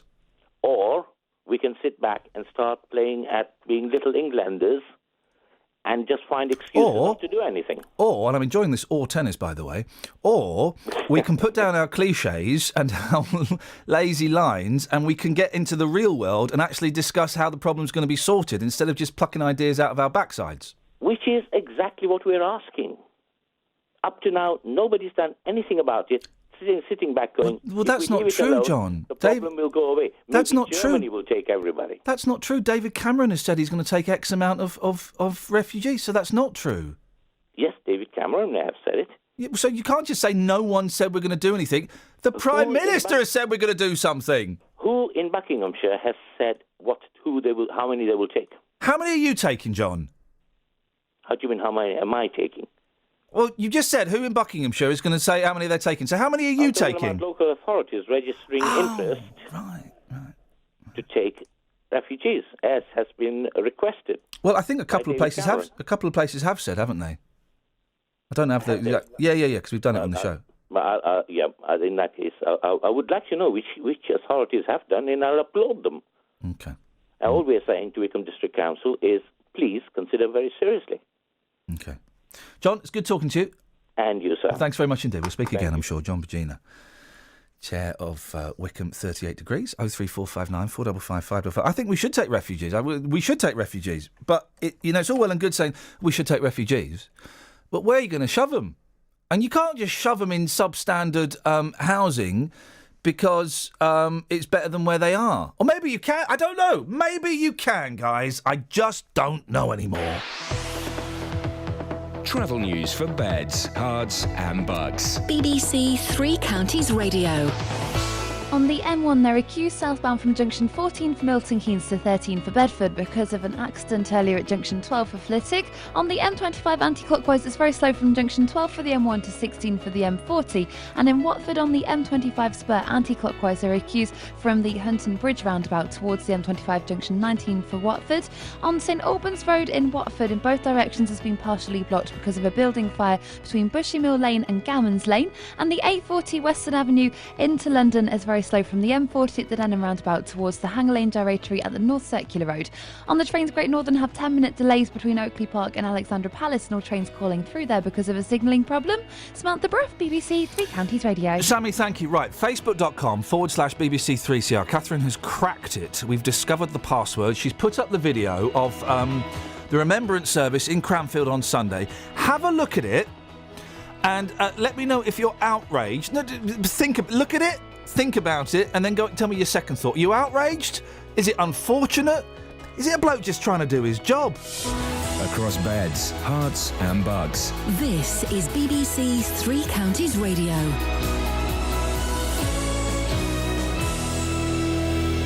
It's 7:30. I'm Lee Agnew. The headlines: EasyJet is planning to fly another plane out to Sharm el-Sheikh today to rescue holidaymakers stuck in the Egyptian resort. The Luton-based airline says it still has more than 2,500 passengers who've been unable to return home. Police are investigating a serious sexual assault on an 18-year-old woman in Aylesbury. The attack took place in Buckingham Street early on Saturday morning. And a woman from Bedford who was forced to give her daughter up for adoption in 1964 is appealing for help to find her. Carol Long, who now lives in America, gave birth while living at a home for unmarried mothers and hopes to find her daughter Adelaine 51 years later. The weather will be mild and mainly dry with some bright and sunny spells. Top temperatures around 14 degrees Celsius, 57 degrees Fahrenheit. Three Counties Sports. BBC Three Counties Radio. Chesham United caused the biggest upset in the first round of the FA Cup, beating Bristol Rovers 1-0. Ryan Blake was the hero of the afternoon, scoring for the Southern League Premier Division side, who are 75 places below Bristol in the league. Chesham's manager Andy Lee says victory means a big payday in the second round. Financially, it probably sets us fair for this season and part of next, I would think, with the prize money and everything that flows from it. So, and the supporters, hopefully we get a few more through the gate and we move on again, but we've got the matter of a county cup game on Tuesday night, so I've got to get the players either up or down. I'm not sure which one, but I've got to sort them out for Tuesday night yet. Elsewhere, it was a comfortable victory for Wycombe, beating Halifax 4-0. Both Luton Town and Stevenage are also in tonight's second-round draw. Stevenage beat Gillingham 3-0 at the Lamex, and boss Teddy Sheringham was pleased with how his side defended after they took the lead. You try and work out what they're going to do and whatever. There was a couple of little hairy moments, and games can change on certain little times. I can remember a cross shot going right across the goal, 2 or 3 of their players sliding in, and we came good after that. Andy Murray lost in straight sets to Novak Djokovic in the final of the Paris Masters. It's the Serb's 10th win over Murray in the last 11 matches. The British number one says he needs to change his approach. Novak clearly deserved to win. I need to sort of go back to the drawing board and think what it is that's been happening over the last couple of years in those sort of matches. And that's BBC Three Counties News and Sport, with more at 8 o'clock. All the computers gone to... There we go. This is Iain Lee. On BBC. How unprofessional of me. I was trying to do 3 things at once, which is 3 things way too many for this tiny, tiny little brain of mine. It's wee. There is work for anyone if you try hard enough, Iain. Just people are too picky and lazy. OK. That's a text. Thanks for that. It goes out to you if you're looking for work this morning. Or they just want a, fair wage. And they want a guarantee of work, not, you're contracted to us, but we'll be in touch next month. Any work this month? Well, we'll let you know the morning before. So sorry about that. Hey, I'm considering tweed. Are you? Yeah. I don't know what tweed is before I get too heavily involved in this conversation. Geography teacher's jacket. Is it like speckly? Yeah. Yeah. I tried on a tweed jacket at the weekend. I like them. Oh, in that case, I'm not going to get one then. I can't give a monkey's what you think. Well, why are you talking to me about it then? I don't know. Filler. All filler, no killer. The Iain Lee story. The Iain Lee story, available now in all good... Oh, I found this brilliant... My iPod, this brilliant advert popped up for Harry Nilsson. And let me just play this. This is brilliant. This is what the 60s... This is the 60s... Oh, I've got... Wait, hang on. Aerial Pandemonium Ballet. Oh, listen to this. Right, this is someone trying to be hip in the 60s, trying to sell an album that they just do not understand. Okay. Here it comes. RCA Records and Tapes presents the world's first biodegradable album, Harry Nilsson's Aerial Pandemonium Ballet. Here is the inventor of the biodegradable album, Dr. Toluca Banana. Thank you, Frank. I shall now... This isn't the one, and I'm worried that might take us somewhere, because some of this Harry Nilsson stuff's a little bit sweary. Well, yeah. Let me just... That sounded definitely like a man doing a voice. Let me find it. Is it... Oh, where is it? Oh, this is it. This is it. This is Nilsson. He sings the new rock. Think about the happy times, the groovy times, don't tell me they are gone. He's been traveling underground. Now he's arrived. Nilsson sings straight from the shoulder to the very hip. Dig. Everybody's talking at me. Can't hear a word they're saying. Nilsson's new RCA album, Aerial Ballet, is a 12-song excursion through inner space. It features songs like Good Old Desk, Mr. Tinker, and this one. Life isn't easy when two are divided and one has decided to bring down the curtain. And one thing for certain, there's nothing to keep them together. His name is Nilsson. His RCA album is Aerial Ballet. It's a total trip. Get on it. Get on it. Oh, I've got loads of these things. I need to sort He said these out. dig there, didn't he? Oh. Whee. Monkeys in Italian. He said dig. He did say dig. I've got loads of these things. Hang on a second. Oh, listen, this is one for the Monkeys, right? This is the Monkeys after the TV series is finished, and there's just three of them, Mickey, Davey and Mike. Listen to this. This is great. Oh, no, I haven't got it. Again, it's that same... Your parents don't know what you're doing in your bedroom. You're listening to the Monkeys. New grown-up sound of the Monkeys. Even your parents might dig it. It's that kind of... Even your parents might dig it. It's something like that. Wow. There's a great... Oh, hang on a minute. Let me find... There's a Beach Boys one. Hang on a second. Is it this? Hang on a second. Hang on. Oh, no. I haven't got any more Beach Boys stuff on my computer. Thanks a lot, computer. Anyway, we'll find those later. Dealey! I'm loving that advert. Isn't it brilliant? Can you dig it? Oh, hang on a minute. I've got to find Birds, Bees, Monkeys ad. Let me find this, because this is... but I've lost everything on my flipping computer, Justin. Absolutely everything. And that's computers, mate. That's technology. I've warned you about this for years. You did, buddy. And if only I had... here we go. Listen to this. This is great. Hang on a minute. Hey, we're the monkeys. People say we monkey around, but we're too busy singing to put anybody... The Monkeys are on Stereo 8 cartridge tapes. Yeah. And here's how Davy Jones feels about it. Well, as far as sound's concerned, it's like Stereo 8 takes you into a different outlet of sound, into music. All right, guys. Every single instrument that's being played on the tape, but you find that it's like it sounds. It's just so. He's saying nothing, isn't he? He's saying nothing. Here we go. This is. Sorry, but indulge me a second. Here we go. P.O. Box 9847.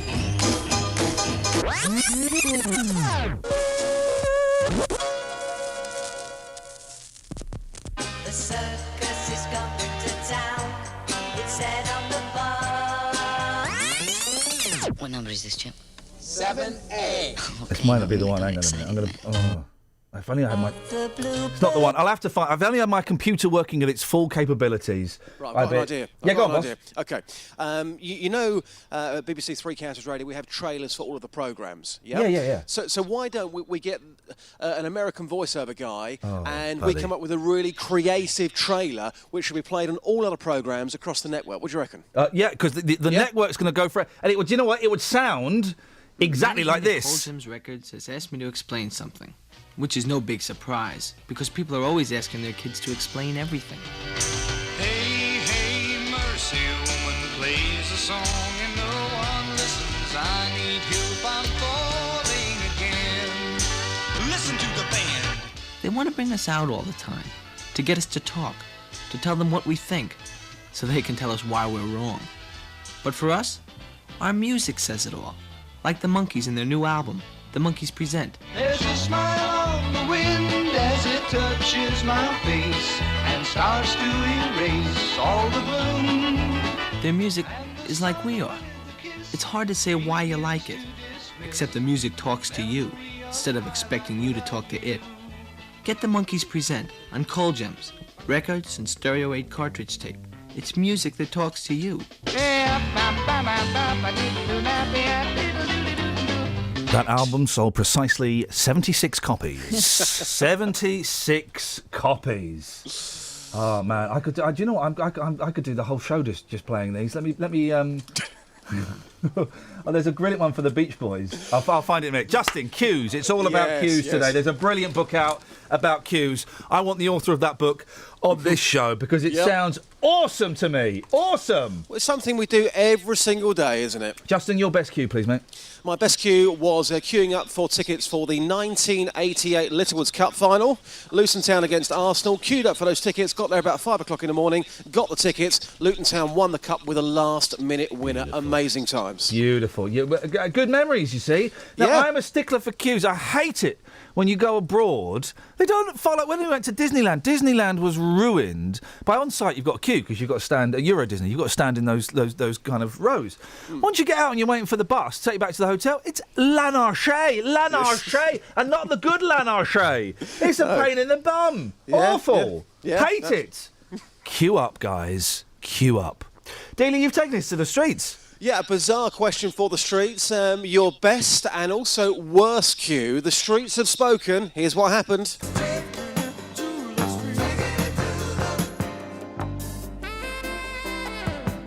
Taking it to the streets for J-Dog. Hashtag best and worst cues. Best queue I've ever been in? Oh God. Reading Festival 2011. We sat up all night in the queue playing Uno and listening to Johnny Cash while getting drunk. That's probably the best queue I've ever been in. So how many hours did you actually queue for then? Well, we got there about midnight thinking the early bird tickets, we didn't have them, so we thought we'd turn up at midnight and just queue. So we were there for a good 7-8 hours. Wow, that's a great one. What about the worst queue? The Amazing Spider-Man film, that was terrible. I queued for that and that made me very sad afterwards. Good morning, sir. Lovely shiny helmet. Thank you. Keeps me visible. What's the best queue you've ever been in? A non-queue. I don't like waiting. But have you ever waited for something and the end product was incredible? Off the top of my head, waiting for my latte in the morning, and the end product was incredible. You are a legend. Thank you, sir. Thank you. Dave, we're on the streets. The best queue for you was? Stone Sour, Brixton, 2014. Yeah, head banging, yeah. How long was the queue? About 5,000 people, I believe. How long did that take? About 3 hours. Gosh, what about the worst queue? Beautiful South at Wembley, about 15 years ago. Shocking. Right, morning. Do you know what? You look like David Essex. Everybody says that. Oh my God, that is spooky. What's the best queue you've ever been in? Probably Luton in the Wembley final in '88.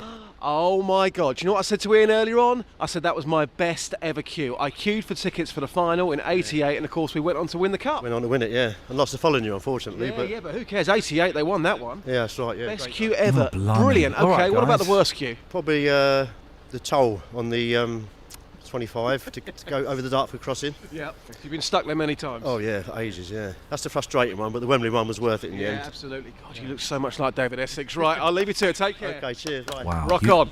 Rock on indeed.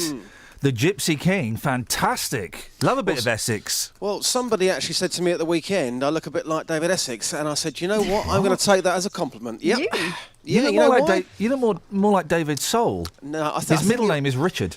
I think what it was, I was very David Essex-ish in the way I was dressed, the waistcoat, the tie, the jacket, a bit of The swag. big earring. You know? Yeah, exactly, yeah. Dealey, keep listening. Something will, I don't know whether you Well, do the think- poppy thing. You want to go out and do the poppy thing? This video, I know it's gone up on Facebook this morning. I'm going to have a look at the video in a minute, but I know you've had some comments already that are coming in. So what I'll probably do is take the video to the streets All right, and see what people think. Yeah. All right. Yeah, do that if you would, Justin. I think that'd be a good one. All right, cheers, mate. Speak to you later on. Thank you, boss. Cheers. There's a lot of faux outrage. The poppy fascists, as I've tried to stop calling them, but I can't think of a better phrase. Poppy police. Poppy police. Corbyn's in trouble at the weekend because he didn't bow reverentially enough But he at the did Remembrance bow, though. service. He did. If you read the front page of, is it the where's the? It was the Mail that put the video up, didn't they? It was the Mail that put the video up, but he was in. It was the Sun. Pacifist Corbyn. When did pacifist become a dirty word again? It used to be, but pacifist, someone who doesn't like violence. Okay, yeah, right, that's a dirty word. Pacifist Corbyn refuses to bow. Nod in my name. Well, that's a lie. He does. He nods his head ever so slightly. How low can you go? David Cameron, someone has posted a very interesting thing on Facebook. Yeah, David Cameron, he's sacked 30,000 troops, scrapped billions worth of military equipment, ignored 9,000 homeless ex-servicemen. Corbyn gets in trouble because he didn't lower his head far enough. There's a really weird, and I don't like this thing, where the remembrance part of it is kind of not even set, is way in the background now, and it's now about, well, you're not wearing your poppy, and you're not bowing far enough, and you didn't stop your bus during the poppy the parade. It becomes a grief competition. And as someone rightfully says on Twitter, the video's on Facebook. Go and have a look, and ideally call in. Mm-hmm. So facebook.com/BBC3CR. And then call 03459. I've tweeted it as well. 455 555. Give us some of the Twitter things. All right, some of the Twitter things go like this. It's unfortunate, says Adam. The man's just doing his job. Not doing a minute's silence doesn't mean you have no respect for the lost. Craig says, no more or less disgusting than everyone chatting away in the crowd when they take a hypocritical umbrage at the driver. I like Aaron's. She's blabbing away with her phone out. And filming in portrait. Which is unforgivable. But she's you know, have a look at the video. Give us a call. You outraged by it? It's a bus driver trying to do his job. Maybe he didn't know what the time was. Maybe I missed it. I looked at my watch. Suddenly it was 25 to 12. Oh well. 03459 455 555. Let's get the Trav. Travel news for beds, cards and bugs. BBC Three Counties Radio. There are queues on the M1 southbound between junction 14 for Milton Keynes and 13 for Bedford, and anti-clockwise on the M25 it's very busy between junction 21 for the M1 and 16 for the M40. In Watford, St Albans Road is partially blocked in both directions between Bushy Mill Lane and Gammons Lane. That's because of a building fire. And on the A40 Western Avenue into London it's very slow from the M40 at the Denham roundabout towards the North Circular Road at the Hanger Lane Gyratory. On the A5 southbound in Hockliffe it's very busy at Warwickburn Road with queues from Eastern Way, and on the Great Northern trains there's 10-minute delays between Oakley Park and Alexandra Palace. Samantha Bruff, BBC Three Counties Radio. Sammy, thank you very, very much. 7:46, Monday the 9th of November. Only 13 more shopping days till Christmas. These are your headlines on BBC Three Counties Radio. Luton-based EasyJet is planning to bring back hundreds more holiday makers on a rescue flight from Sharm el-Sheikh today. A woman from Bedford is appealing for help to find her daughter more than 50 years after she was taken from her.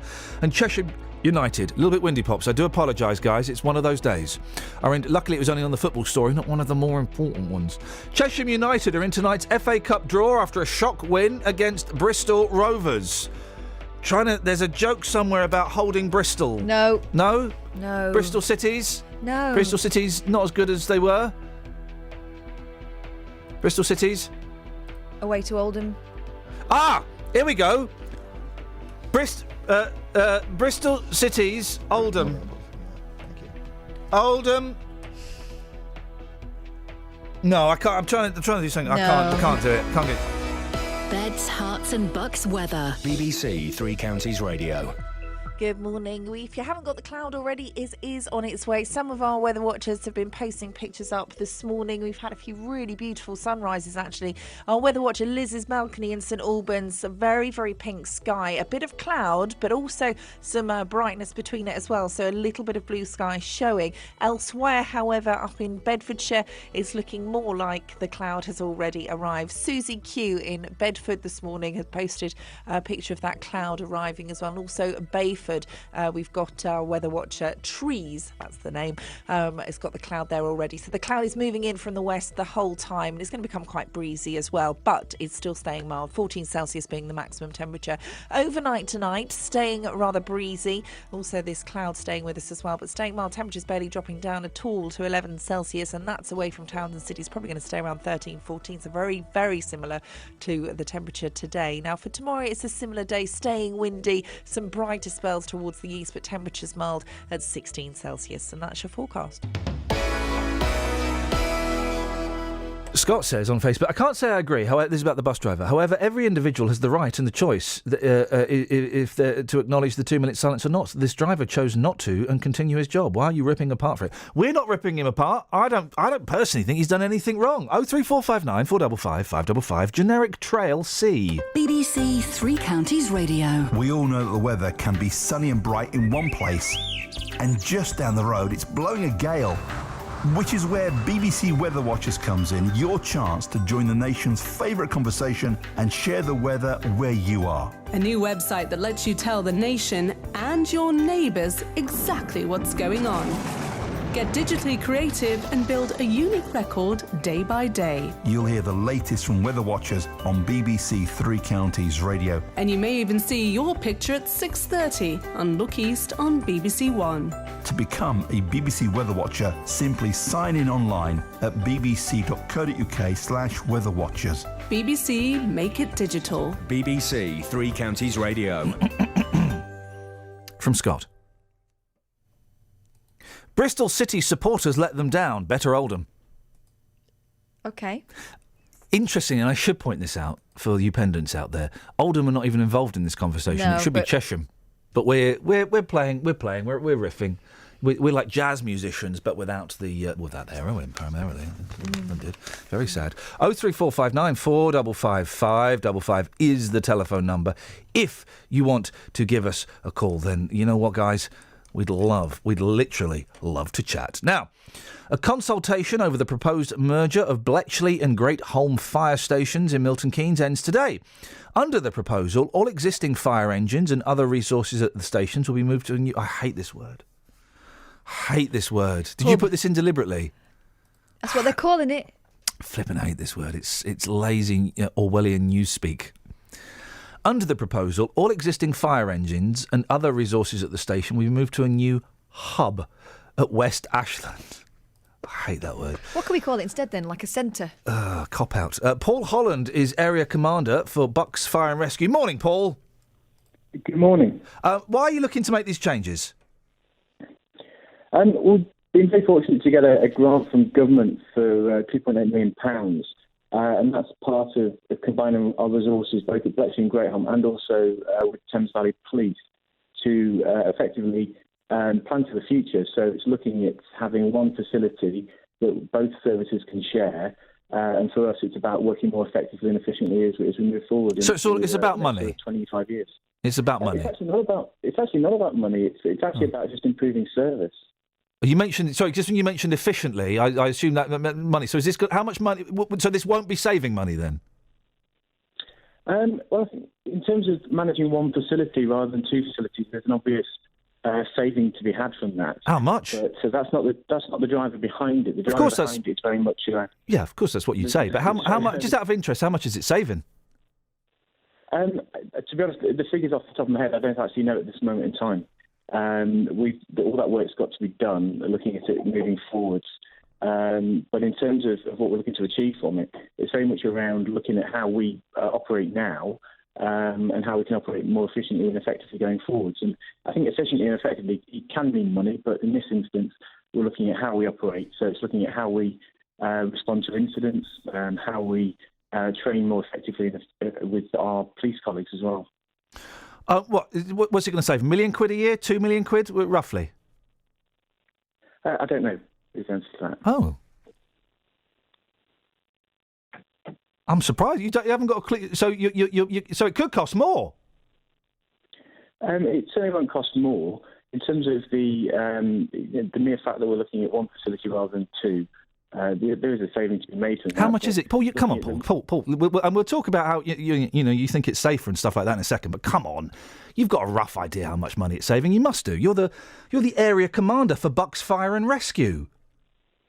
But this isn't about saving money. No. You may think it's not, but I would money back into our service. For the but you must have an idea how much it's going to save you by having one facility instead of two. You must have an idea. Well, we certainly put a business case together which supported the 2.8 million grant that we got from government. That was very much based upon indicative figures, and I wouldn't want to come on your radio show and make promises to the public. No, I don't. Well, no, not promises. Let's the vagaries. Is it £500,000 a year? It's going to save £1 million?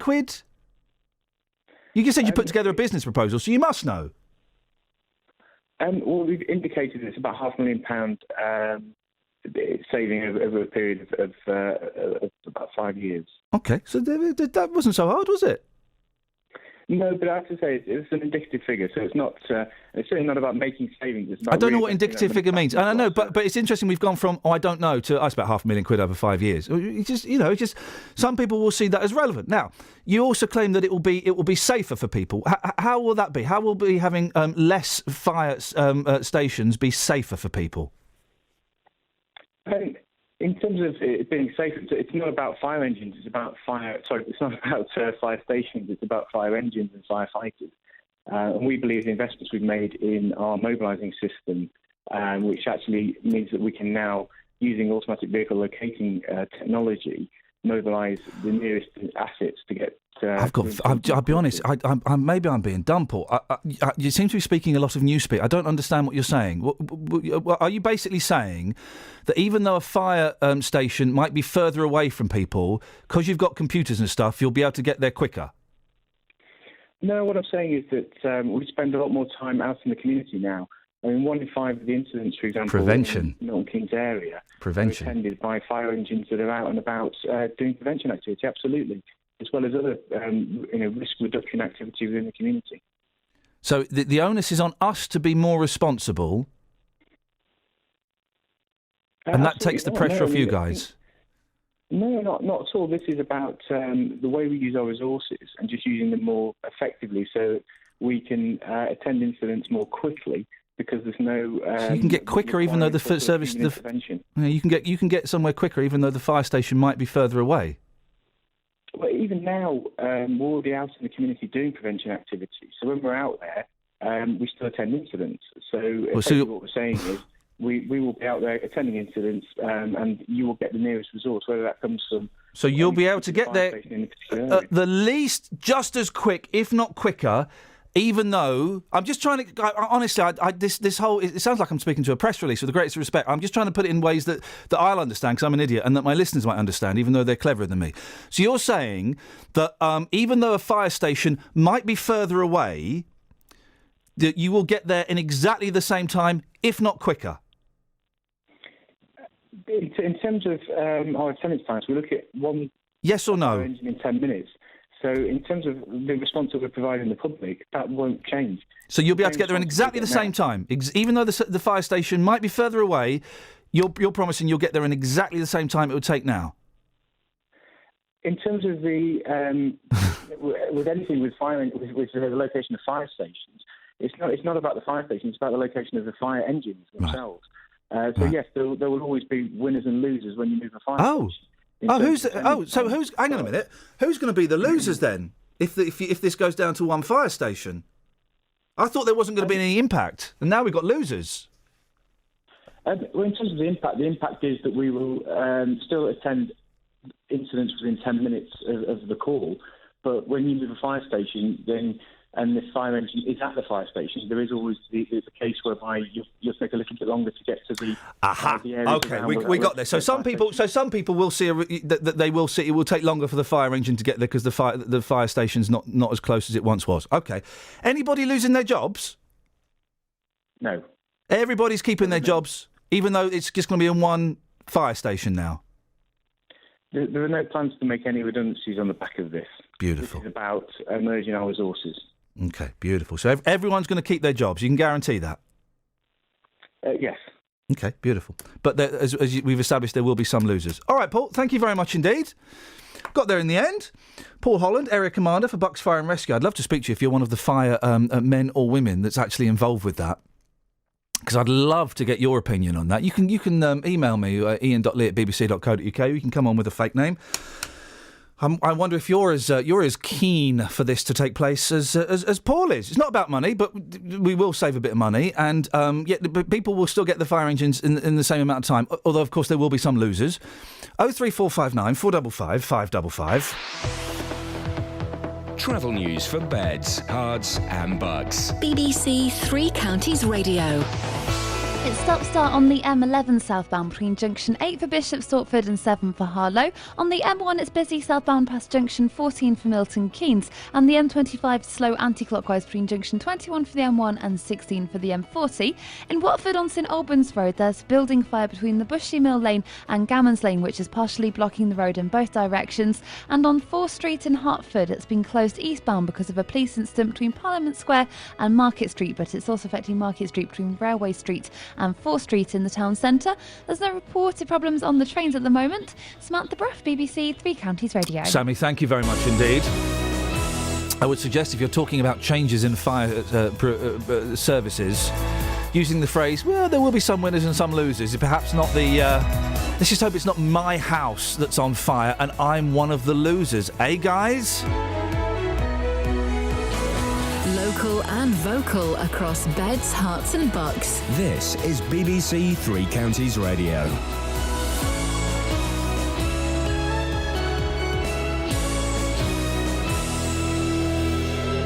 It's 8 o'clock. I'm Lee Agnew. The headlines: EasyJet to send another rescue flight to Sharm. Calls for Wickham Council to home refugees in army barracks. And a Bedford woman appeals to find her daughter. BBC Three Counties Radio. EasyJet is planning to fly another plane out of Sharm el-Sheikh today to rescue holidaymakers stuck in the Egyptian resort. The Luton-based airline says it still has more than 2,500 passengers who've been unable to return home. Meanwhile, the Foreign Secretary says security may have to be raised at some airports if a bomb brought down the Russian airliner. Tim Clark, the president of Emirates Airlines, says there'll be complex negotiations. The aviation industry, as well as the various countries involved in all of this, Europe, the Middle East, America, will be getting into some kind of caucus forum to find out what can be done, what needs to be done, what the gap analysis is between what is being done and what needs to be done in the future. Community groups and religious leaders in High Wycombe have signed a statement urging the council to start accepting Syrian refugees. It calls on the council to play its part in accepting an appropriate number as soon as practically possible. John Bagina from Wycombe 38 Degrees says they could be given temporary homes in army barracks. It would have to be until the refugees find their feet, find their homes, start earning money for themselves. We know that there are a lot of army barracks which are not being used. We have to consider that refugees will accept housing which is, by our standard, less homely than our own people will do. Police are investigating a serious sexual assault on an 18-year-old woman in Aylesbury. The attack took place in Buckingham Street early on Saturday morning. The man police want to speak to is white, in his late 20s to early 30s, with short curly light brown hair. He was wearing a dark top with the sleeves rolled up. A woman from Bedford who was forced to give her daughter up for adoption in 1964 is appealing for help to find her. Carol Long, who now lives in America, gave birth while living at a home for unmarried mothers and hopes to find Adelaine 51 years later. She says she just wants to explain what happened. First thing I would say is I'm so sorry, and ask her to forgive me and give me another chance and just look in them eyes again. That's the thing I can see is I looked in her eyes and kissed her cheek and then they took her from me. In sport, Chesham United caused the biggest upset in the first round of the FA Cup, beating Bristol Rovers 1-0. Ryan Blake was the hero of the afternoon, scoring for the Southern League Premier Division side, who are 75 places below Bristol in the league. Elsewhere, it was a comfortable victory for Wycombe, beating Halifax 4-0. The weather will be mild and mainly dry with some bright and sunny spells. Top temperatures around 14 degrees Celsius. That's 57 degrees Fahrenheit. You can get the latest news and sport online at bbc.co.uk/Three Counties. Thank you, Lee. It's a phone-in show, guys. It's all kicking off on Facebook and Twitter. In reference to the last story, Scott poses a question that I was kind of had in my head and I couldn't formulate it. If the house next door to the closed-down fire station burns down, will the inhabitants be safer or less safe? I think they're one of the losers in that. And the video of the bus driver who's trying to drive, he's trying to do his job when the remembrance 2 minute silence, I don't know, is it a minute or 2 minutes? I don't know. When the silence is being held on Sunday, you're getting very angry on there, guys. Or phone us up and express your anger on the air. We don't really do Facebook very often on this show anymore because of the wonderful things he does. No. Because it is a phony show and we prefer to hear your voices rather than me just you kind of read out what you're saying, but I suppose we'll have to read out what you're saying if you want to do it. 03459 455 555. Across beds, hearts and bucks. This is BBC Three Counties Radio. You're going to need to update that chat box. And what's going on? We're trying to ring Sally back. She sent us a text through. It would appear she was there at Cranfield this weekend. Okay. She doesn't think we're telling the whole story. Well, we can't. We weren't there. You were. Give us a shout. All we've got is that 2 minute clip, and that's to base an argument on a 2 minute clip where who knows what happened before, who knows what happened afterwards. We don't know. So we're ringing Sally, but if you were there, 03459 455 555. I mean, from that 2 minute clip, I don't think the guy's done anything massively wrong. Some of the suggestions, though, are that the bus driver had been honking his horn beforehand. Okay. Well, that's something, I suppose. Yeah. Maybe he didn't know what was going on. We don't know. We don't know. If you were there, you know more than we do. Thank you very much indeed. 03459, or do you? But really, do you? 03459 455 555 is the telephone number if you want to give us a call now. This morning we've been talking about Carol Long. We spoke to her just after 6 o'clock. She's looking for a daughter that she was forced to give up when she became an unmarried mum in the 1960s. Brought shame on the family.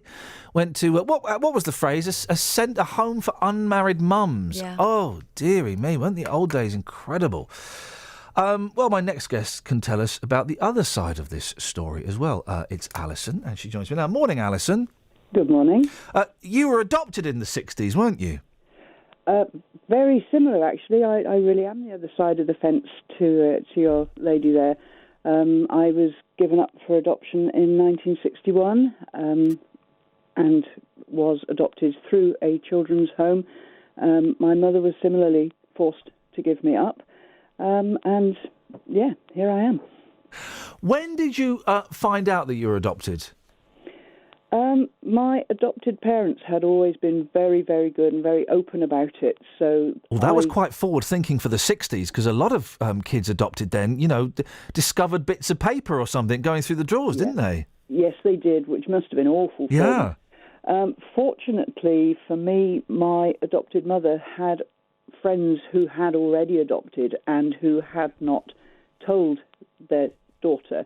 And at the age of 18, she found out, and it all went horribly, horribly wrong. And so these people had actually said to my mother, look, for goodness sake, whatever you do, so it's a bit of social counselling, really, whatever you do, bring this child up in the full knowledge that this is what's happened.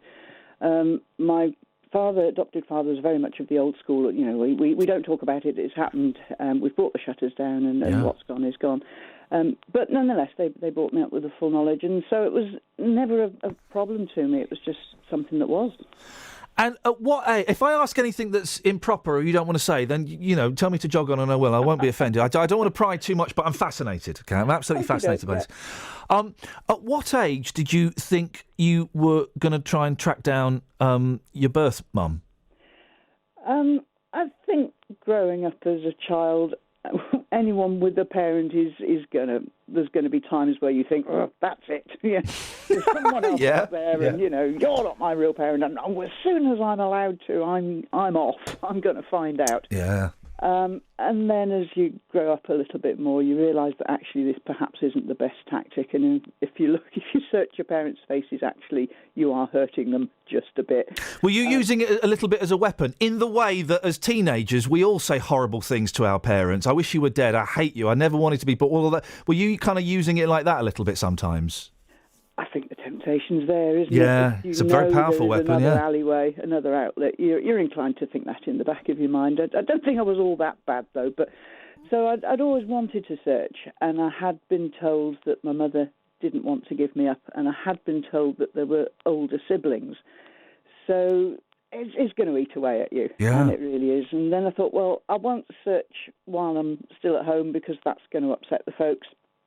Maybe when I move out, if I get to go to uni or if I get to go to college, I have the space, I'll do it then. And at that point I thought, well, actually, no, I won't, because if it all goes horribly wrong, it's a bit scary and I'm living on my own and I don't want to cope with that. So I chickened out all the way along, really. Yeah. The final, what actually tipped me into doing it was I was adopted at the age of 6 months. And what finally hit me was, oddly enough, seeing a telly show. It was, I don't know if I'm allowed to mention him, that Robert Kilroy Sook gentleman had a morning show on. Oh, yeah, Kilroy. I used to like Kilroy, yeah.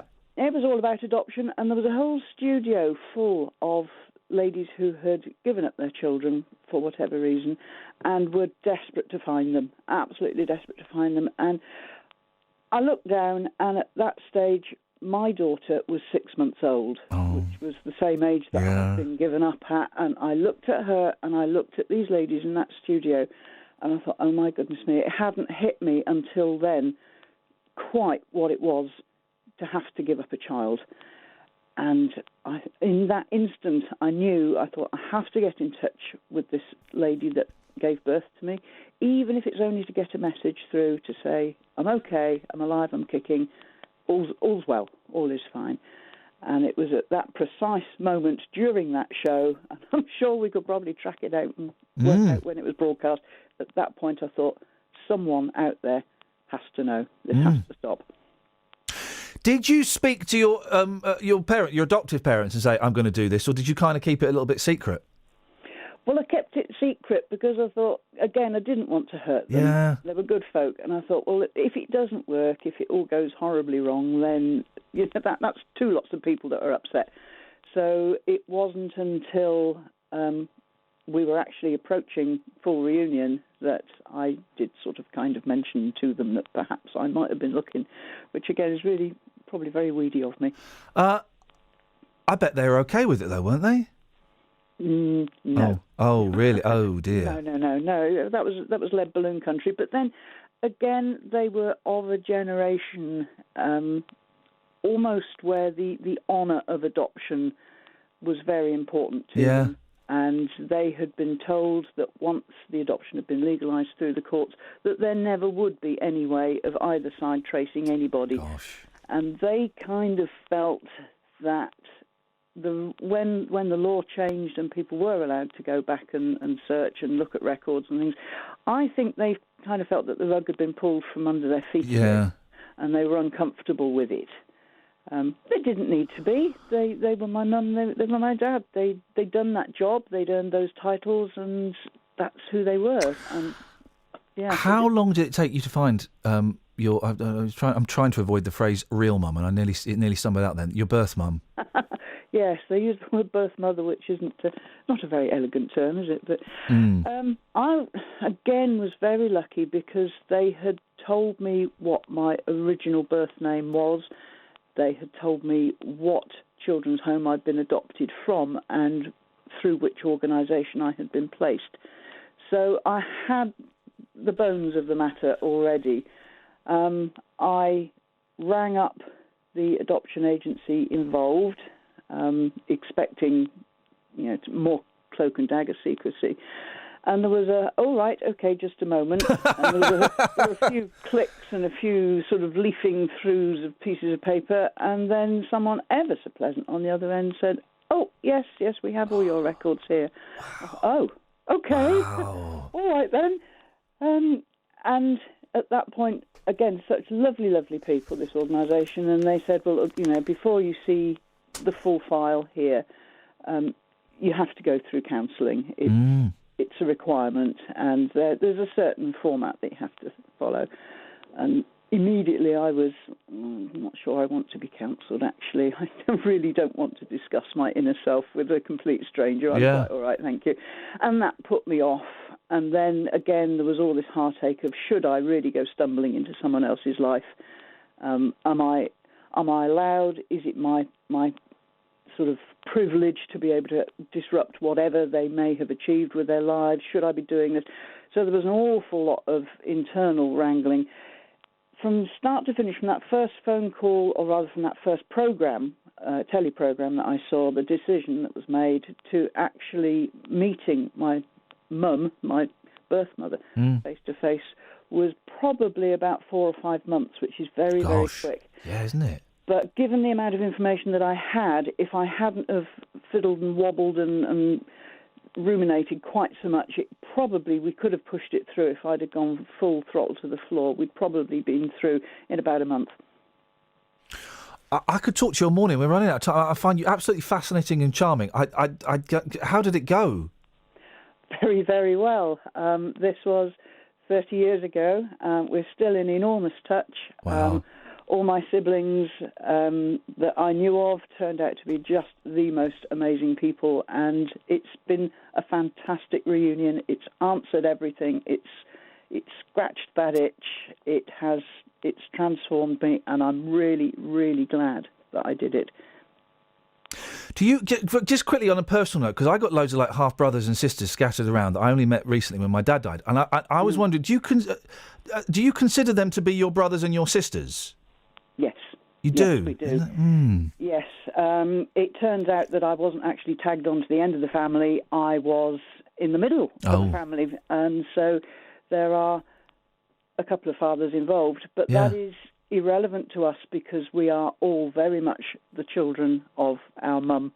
And she is the middle of the wheel around which we roll. We're the spokes. And yeah, it's fantastic. Her way of coping was to put my birthday on the calendar. I was never forgotten. And in her words, my place was always laid at the table. And that was just, to hear that was just incredible. That's a delightful note to end it on, I think, Alison. That's a really optimistic look, and hopefully if Carol Long is listening, that it might give her, she's terribly worried that she's going to have to apologise and bow and scrape for all of this stuff, and that's a really nice way of ending. I really appreciate chatting to you this morning. Thank you. You're very welcome. It's nice to talk to you. Thank you very much indeed. What an amazing lady. What an amazing story. I don't say that. You say that can sound quite patronising, but flipping heck. Didn't she tell that story well? What charming, down-to-earth woman. When she said, I don't know if I can mention his name, I thought it was going to be Savile. She's going to watch Jim will fix it or something. It was only Kilroy. Well, few. Politically, he's made a few mistakes. But anyway, thank you, Alison. 03459 455 555. BBC Three Counties Radio. Let's get the travel. Travel news for beds, cards and bugs. BBC Three Counties Radio. There are queues on the M1 southbound just before junction 14 for Milton Keynes, and it's also very slow southbound from junction 10 for Luton Airport to junction 9 for Redbourne because of an accident earlier, and nearby on the A5 in Hockliffe it's slow southbound with people diverting on Woburn Road. It's very busy on the approach from Easton Way. Also on the A5 in both directions between the A505 and Houghton Road it's very busy through the roadworks, and in Hertford on 4th Street that's closed eastbound because of a police incident between Miller's Yard and Market Street, and it's also affecting Market Street between the Railway Street and 4th Street in the town centre.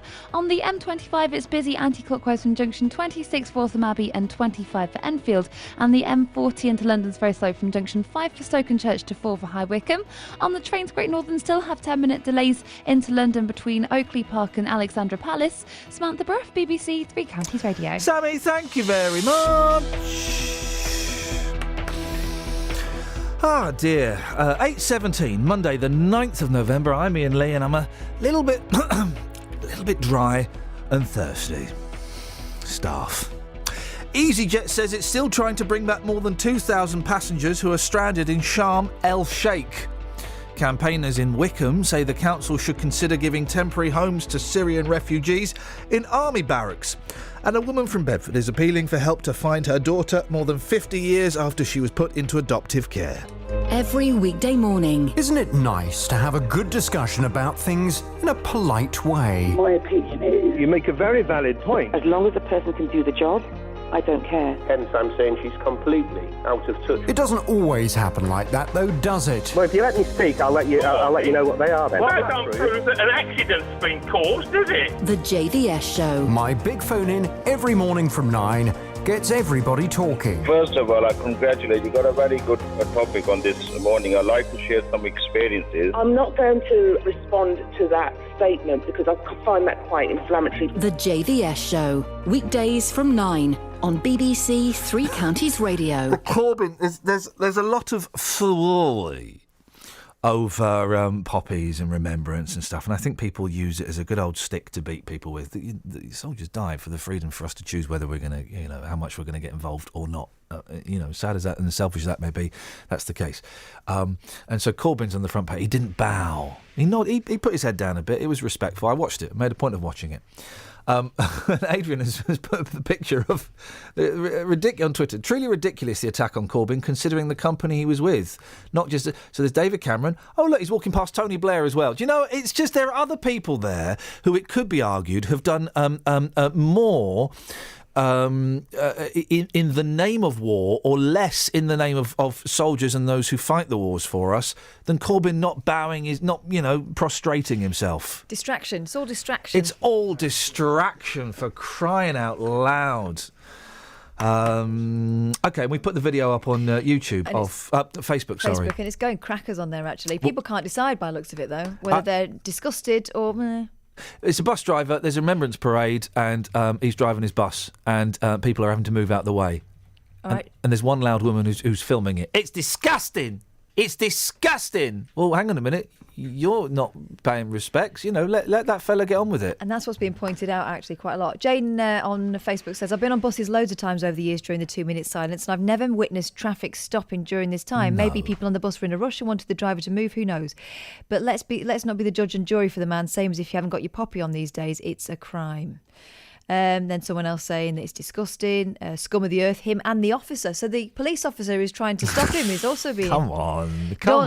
Dawn says typical arrogance of bus drivers. They are arrogant. I'm going to give her that. Well, I don't know. She's got Relo going back at her saying typical uneducated and ignorant reply. Oh. Let's not fight, kids. Well, yeah.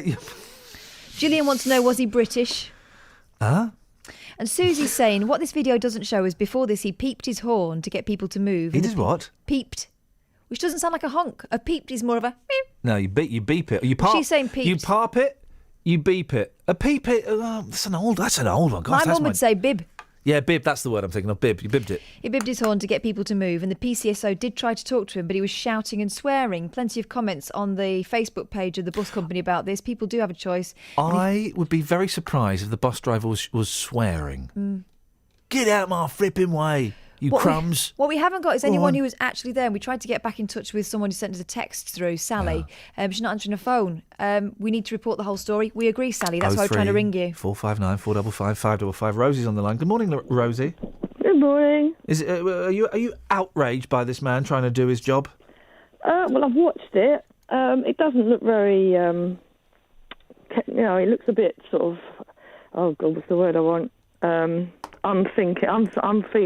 But on the other hand, we do have a relative who is a bus driver, or was a bus driver. He got sacked. But what did he do to get sacked? He's not the bus driver that was writing his phone number on tickets and giving it to women, was he? No. Oh, okay. That happened. Should not think so. Well, basically, no, he didn't get sacked for this, but... Didn't get sucked for it? Every time he was told that if he stopped at a stop too long, or if he was late to a stop, that they lose their job. I tell you what I hate. The bloke, when the bus is flying along, right, you get to a bus stop, and then some bloke with a clipboard gets on, wait here 2 minutes. Sorry? Regulating the service. Regulate this! Just get me... There'll be another... Regulate the service. Move! Come on! Yeah. Oh, the thing he got sacked for was because he tried to help a passenger who was being beaten up. And he went in and tried to help him. What? He got sacked for that. Sacked? Yeah. He got sacked for... Did he wade in fists flying? Oh, probably, yeah. Blimey. Got sacked for that, He's actually. a karate master, isn't it? He wasn't just a karate man, he's a karate master. Karate master. Karate master, even better. Karate master could beat a karate man easily, hands down, literally hands down. I've his got hands you a down. worst queue and a best queue as well. Yeah, go on. Okay, worst queue, queuing for Wimbledon overnight on the pavement. Oh, you muppet! And What would you I do woke that up for? with It's tennis. It's on chickenpox. telly. I woke up with chicken pox. How can you? This is what someone injected you with the pox No, whilst you were. I had a few spots the day before. Oh no! And I just thought, a bit of teenage angst. Did you And, still go in? Yeah, yeah. Yeah, I good went for in, you. I did my cagoule right up. It was a hot, sunny day. I Beautiful. did this cagoule up with a little slit for my nose and eyes. That's the. You look like a Bash Street kid. And what was the worst queue? The worst. That was the worst. Oh, okay. Sorry, there was a good queue. There I was thought another worst queue, queuing for Britain's Got Talent, and it peed with the rain for 2 hours. you weren't queuing to be a turn, were you? No, it was my daughter. Flipping She was about 11. Don't put your daughter on the stage, Mrs. Worthington. Don't put your daughter on the stage. I'm trying to think. Do you know the lyrics to that song? Only those. It popped up in my car the other day. Don't put your daughter on the stage, Mrs. Worthington. Do you know the words, Danny? No. Do you know the Does he? song? No. Do you know Noel Coward? No. Unbelievable. Don't put your daughter on the stage. Pig int. An Angini roll would emphasise her squint. Oh! It's good. Do you know what? I'm going to play it in a bit. Hang on a second. Let's have some of this. This is Iain Lee. On BBC Three Counties Right. Radio. Onwards and upwards, guys. Onwards and upwards. Wickham Council is under pressure, dum-diddle-dum-dum, to put a figure of the number of Syrian refugees it's willing to house. Campaigners and faith leaders have signed a statement expressing their mounting concern about the situation. Well, Labour councillor Khalil Ahmed is supporting them. How many do you want, Khalil? Up to 200 is what I put forward in the motion. Okay, how have you come up with that number? It isn't a case of coming up with that number. It wasn't worked out on a calculation. I just feel that at least 200, based on the size of the town, it is, given the crisis, if it was down to me, I would say more. But we have to be realistic. So you just put the number out of thin air? It wasn't thin air, kind of thing. You see, the thing is, we looked at it on the town and based on other towns as well in terms of what they suggested. We couldn't just say, look, we need to just open our doors. You have to be sensible about the thing. I'm confused. Did you work it out, or did you just guess it? Because you kind of contradicted yourself, Khalil.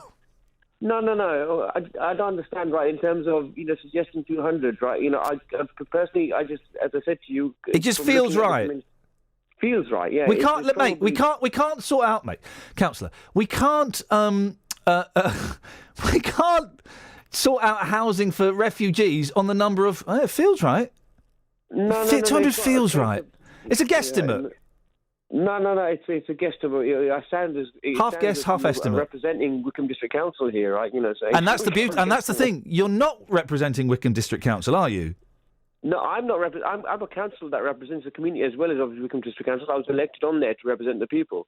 Right. And obviously, I speak for the people as well. And obviously, when people do good things, I obviously support them. Right. I obviously try and do good things myself. But Khalil, you can't just. 200 is a lot of people, right? You can't just go. Let me think. 150. No, sounds too low. 300. That sounds too high. I know. We'll call it 200. You can't just do it like that. Okay, so what you're saying is, right, that maybe perhaps I should have reduced that number and that would have never been the topic. No. I'm saying what you should have done is maths. Yeah. No. But before we talk about maths, can I just ask you, right, the whole purpose is at the moment, whether it be 20, whether it be 200 at the moment, boss. right, but Wickham District Council is not committing to any. They are... No, but they're going to take some. They have to take some. So whether they're committing or not. How many free school places have you got? Just out of interest. How many free school places have we got? We're oversubscribed. Ah, okay. How many empty properties have you got that are ready for people to be moved into? Well, we've got a shortage of that. Just like any How other many town doctors' surgeries are turning people away because they're oversubscribed? Just Yeah. like every So other again, town this in figure of the UK. 200, you just plucked it out of your backside. Did you not? This is why I'm focusing on this, Callum, because it's really important. It's nice saying, I'm going to be the big man and we're going to have I think we should have 200, but the resources, the infrastructure isn't there. That's why some places will have to take more and some places will have to take less. But But as and when that comes, right, obviously that we will have to take more and we have to take less in itself. At the moment, you need to be showing, right, that you are making that effort of pledge of obviously trying to take these on. But as I said to you, the 200, can I just finish? The 200, right, based on the offers of support that we've got from the community in itself at the moment, because there's nothing coming forth from Wickham District Council, as long as with that in itself, we're quite comfortable that up to 200 can be accommodated. Where? And if not, if more. Where? Where? There is, as I said to you, there are at the moment the local religious leaders offering support or whatever. There's local landlords, right, that are willing to on board. We're not here to provide a long list of people. That hang on, Khalil. Again, if you're going to have a pop at the council who will commit to taking people because they have to, they just haven't done it yet. I don't know. Maybe they're sat at home with calculators and algorithms and working out how much they can realistically take. You can't just pluck a figure of 200 out of the air and then when I ask you where are they going to go, say, well, I'm not here to talk about that. Where are they going to go? Where are they going to go? As I said to you, we could obviously put forward suggestions in itself. Give me some suggestions now. Well, we suggested, right, that we would meet the council to discuss this exactly. No. Where are they going? You've come up with the figure of 200, so you must have an idea of where those 200 people are going to go. Where are they going to go? There is loads of commercial properties within Wickham, right, that we could obviously look upon making adequate, right, fit for purpose, just for a short term. So we'll put them in some unsafe, disused office blocks. No, not unsafe. They're not going to be unsafe, right? They're commercial properties, right, which are obviously they're quite warm, got adequate heating, whatever, and they could have minor modifications made. There are also other ways. And that would be safe for children, would it? Sorry? That would be safe for children, would it? Safe for children at the moment when they're out, out in the open or whatever, right, with nothing over their head. That argument doesn't wash with me. We better than being in a field outside Calais. Well, yeah, but they're still humans. We've still got to put them somewhere safe. Would it be safe for children? Delayed flights, whatever, and we end up putting when we have earthquakes, whatever. What do we do? Delayed flights. What on earth are you talking? Delayed flights. What on earth are you talking about? Delayed flights. People sleep in the airport. They sleep in the airport, and then the same argument couldn't be like. We could put them up in Luton Airport. Well, the thing is, what's the difference between a commercial, building, right? To a commercial building, right? Why are you mentioning delayed flights? Sorry. Why are you mentioning delayed flights? Right. Perhaps it's a bad example. Very bad example, Callow. Don't use it. Don't use it with a more professional radio host. Okay, fair enough. You're welcome. I should remember that next time. You're welcome. Anyway, so. Is there any further questions in terms of this? Is Three Counties Radio, on putting in a pitch in for WDC or putting in a what? Sorry. Are you putting in a bid for WDC as to why we've suggested 200, or on forgetting the argument in itself? Right? I don't understand the question. Putting a bid into what?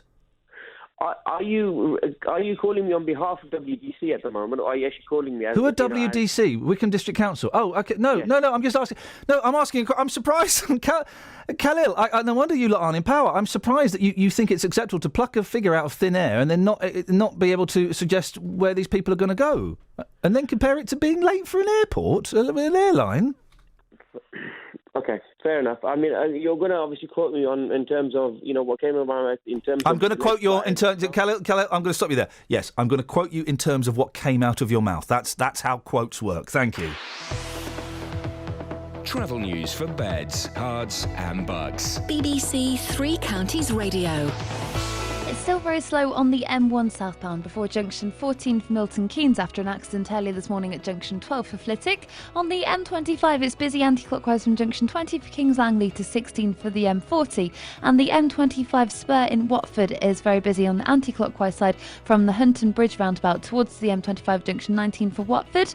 On the A40 it's very slow from the M40 at the Denner roundabout into London towards the North Circular Road at the Hanger Lane Gyratory, and in Amersham on Gore Hill it's slow southbound between the A413 and the A40 London Road. On the trains, Great Northern still have 10-minute delays between Oakley Park and Alexandra Palace because of a signalling problem. Samantha Bruff, BBC Three Counties Radio. Across beds, hearts and bugs. This is BBC Three Counties Radio.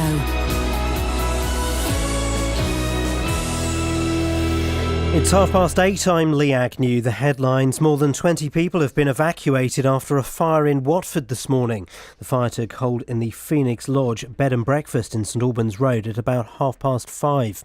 EasyJet is planning to fly another plane out to Sharm el Sheikh today to rescue holidaymakers stuck in the Egyptian resort.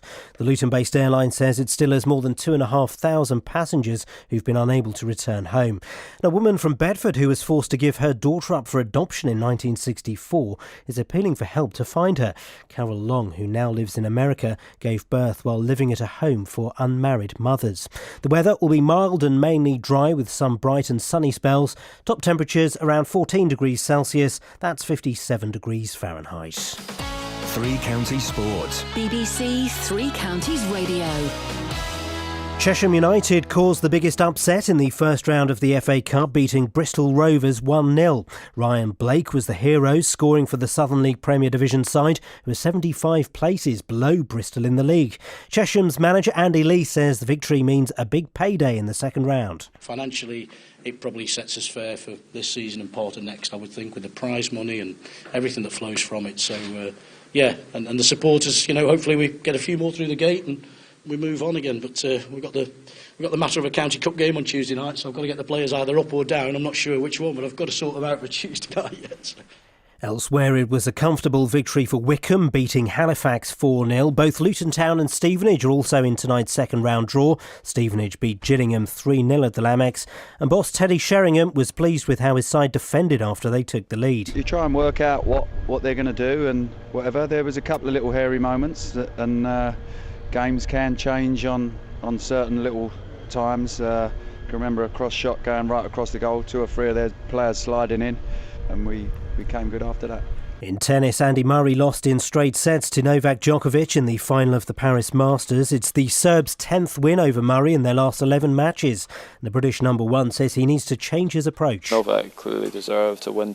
I need to sort of go back to the drawing board and think what it is that's been happening over the last couple of years in those sort of matches. And that's BBC Three Counties News and Sport, with more at 9 o'clock. Ladies and gentlemen, it's the Damon Albarn of his day.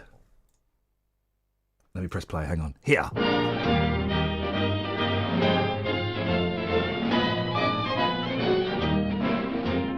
Don't put your daughter on the stage, Mrs. Worthington. Don't put your daughter on the stage. The profession is overcrowded and the struggle's pretty tough. And admitting the fact she's burning to act, that isn't quite enough. She has nice hands to give the wretched girl her due, but don't you think her bust is too developed for her age? I repeat, Mrs. Worthington, sweet Mrs. Worthington, don't put your daughter on the stage. Regarding yours, dear Mrs. Worthington, of Wednesday the 23rd, although your baby may be keen on a stage career, how can I make it clear this is not a good idea for her to hope, dear Mrs. Worthington, is on the face of it absurd. Her personality is not in reality exciting enough, inviting enough for this particular sphere. Don't put your daughter on the stage, Mrs. Worthington. Don't put your daughter on the stage. She's a bit of an ugly duckling, you must honestly confess, and the width of her seat would surely defeat her chances of success. It's a loud voice, and though it's not exactly flat, she'll need a little more than that to earn a living wage. On my knees, Mrs. Worthington, please, Mrs. Worthington, don't put your daughter on the stage. Don't put your daughter on the stage, Mrs. Worthington, don't put your daughter on the stage. Though they said at the School of Acting she was lovely as Peer Gynt, I'm afraid on the whole an ingenue role would emphasize her squint. She's a big girl, and though her teeth are fairly good, she's not the type I ever would be eager to engage. No more buts, Mrs. Worthington, nuts, Mrs. Worthington, don't put your daughter on the stage. It's the Damon Albarn, it's the Bob Dylan of the 1930s. The Streets. He is the Streets. What's that fella's name? John Hannah. No. Michael McIntyre, Michael McDougall, No. Michael. Skinner. Frank Skinner, Mike Skinner. Mike Skinner. Ladies and gentlemen, would you please welcome? I remember you when you were just a girl. Is that one of his? You were so plain and you were buying Rizzlers. You're fit, but my gosh, don't you know it? That's the one. That's the one. Good morning, Akbar. Good morning, Ian. That's correct. You're through to Catherine. Right. Catherine, Sound a bit more pleased about it. Catherine, when I heard Iain the other day on the stage in the library that he wasn't a brilliant journalist and he takes advice from you and the others, then it took me by total surprise, and that surprise has been broken since then many times. And this morning, his performance to investigate to that councillor is a brilliant example of how good the Iain Lee is for 3CR. I think you're right. He's very good at probing. I want to probe you, Akbar. Were you at the show I did at Luton Library Theatre? Yes. Why didn't you come and say hello and have a selfie with me? Iain, I was sitting next to our friend from Dunstable. You came down. Hang on a second. You were sat next to Dennis? He was sat right next to me, yeah. You were sat next to Akbar Dakhan and nobody said anything. I came down, I hugged Dennis. I wish I hadn't, because that's a really high stage to get back up on, and I'm 42. Akbar, I would have kissed your forehead and ruffled your hair, you naughty little sausage. That's why I didn't say he was there. I didn't know you were there, boss. I was there, and you're very kind. I enjoyed the show. And today you have given another example of what you have said on that stage isn't true. You can't mislead us all. You are an excellent journalist and presenter. Listen, I'm not a journalist, because there are people that go through training and do all kinds of legwork to become. Don't point to yourself, like this Kath. guy. I'm just a bloke. I'm just a bloke with a bloke's courage. Yeah. But I'm not a journalist. I don't want to be rude to people who are proper journalists and know what they're doing. I'm just a bloke who likes to argue with people. Dennis. Yes. Can I ask, what was Akbar like to sit next to? Was he polite? Was he chatty? Considerate. Asian gentleman and that sort of one. Hang on a minute. Akbar? Are you Asian? Yeah. I never knew that. Yes, Thank you, Dennis. I never knew that. I'm being flippant, of course I do. Well, is it funny? You two meeting is like the streams crossing. You're lucky you didn't shake hands, because the whole universe would have imploded. Do you want to add another stream? Because you've got the absolute ultimate. Oh, hang on a minute. Peter? Hi. Flip it, heck. It's a combined age of 672.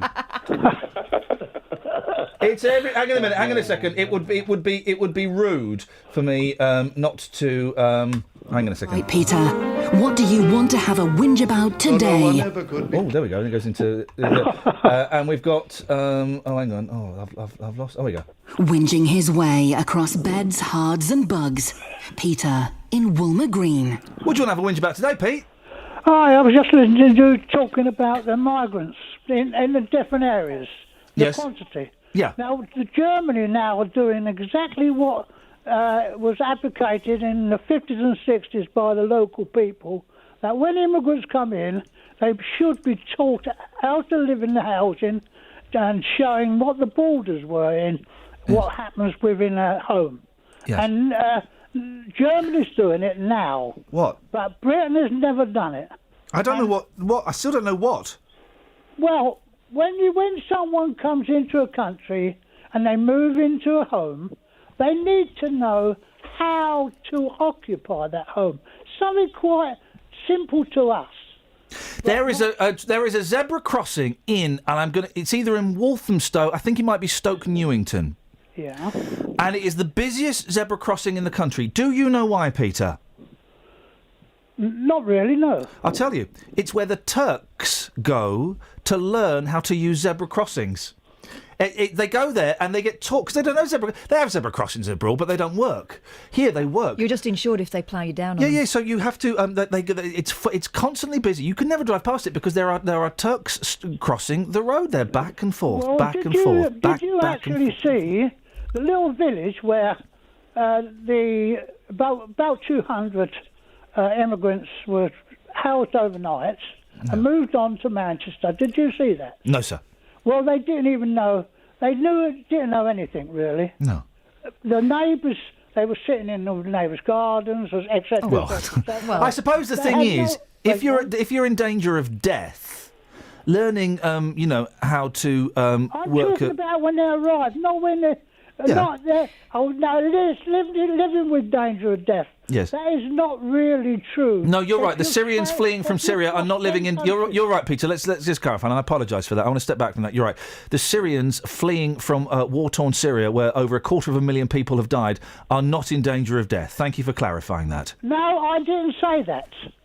What I said was, if you cross 10 countries or 8 countries or whatever, then as soon as you cross the border, literally, you're out of danger of death. Amy has texted in, so she spent money texting in about you, Peter. Would you like to hear what she says? Yes, quite fine. I love Peter. Does he have a fan page? Do you have a fan page, Peter? Have you got a fan page, Pete? GeoCities. I've been on Facebook. I've been on... people talk to me in the street. I just met one of your contributors, really. Oh, who? The Poppy lady and her husband, who sell the poppies. They went to Albert Hall on Saturday.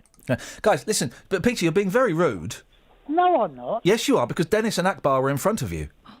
Well, I will tell them the truth. I don't want to beat about the bush. I want to tell people always the truth. The truth is, people should be educated in how to live our type of life when they come into this country. Then it will stop massive amount of friction. That's for one. We have never done it. We are stupid consecutive governments. We are stupid. I agree with you, Peter, in lots of ways. And in order to achieve what you are saying is, my organization has been talking about a national program of integration for newcomers in this country. Absolutely, you're quite right. Now, you can get it. Well, it seems lost in the wilderness. Well, I emigrated from Manchester and I've only just learned to live down here. So what are you talking about? That's a different thing as well, because it's a different sort of characteristics. In Manchester, there's a lot more humour, but it's a different type of living. You're right. I've got a son who lives near Whaley Bridge. Yeah, well, I used to live in the water, so I was paddling around with water up to my ankles because Manchester never stops raining. Well, that's about right, really, but you've got a bigger sense of humour up north. Much bigger sense of humour. They're a bit more dour down here, just a bit like the Scots. Peter, how good is your health? My health? Yeah. I've just had an emergency hernia op, and I'm 82. And I can't. I went in and they operate the same day. Iain is making mischief here. He's playing music at the same time, so I can't converse with you. The point. Well, I tell you.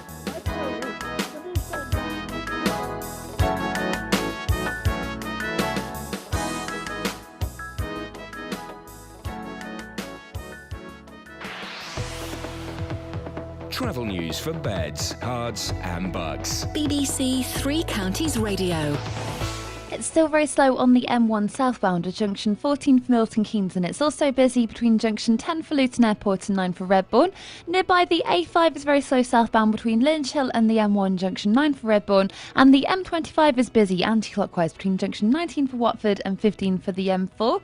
In Watford on St Albans Road in both directions between the Bushy Mill Lane and the Gammons Lane, that's very slow because it's been partially blocked by a building fire.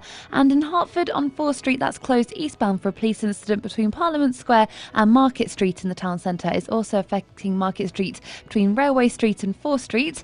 On the trains, Great Northern still have 10-minute delays into London between Ockley Park and Alexandra Palace because of a signalling problem. Samantha Bruff, BBC Three Counties Radio. Sorry, Sammy. Catherine and I are arguing about karaoke versions of songs. 79 pence that cost me, and thanks for the suggestion. Quick fingers at work there as well to get the Ebony and Ivory karaoke version. It does disappoint me, though, when it's just a very cheap keyboard sound, because you can get good keyboard sounds now at very reasonable prices. Karaoke version do a lovely karaoke track for you, and you can even have it with or without backing. But see, that I have to get it from iTunes quickly. I'm always thinking. Anyway, can I do the news? I would, yeah. Thank you very much indeed. Unbelievable.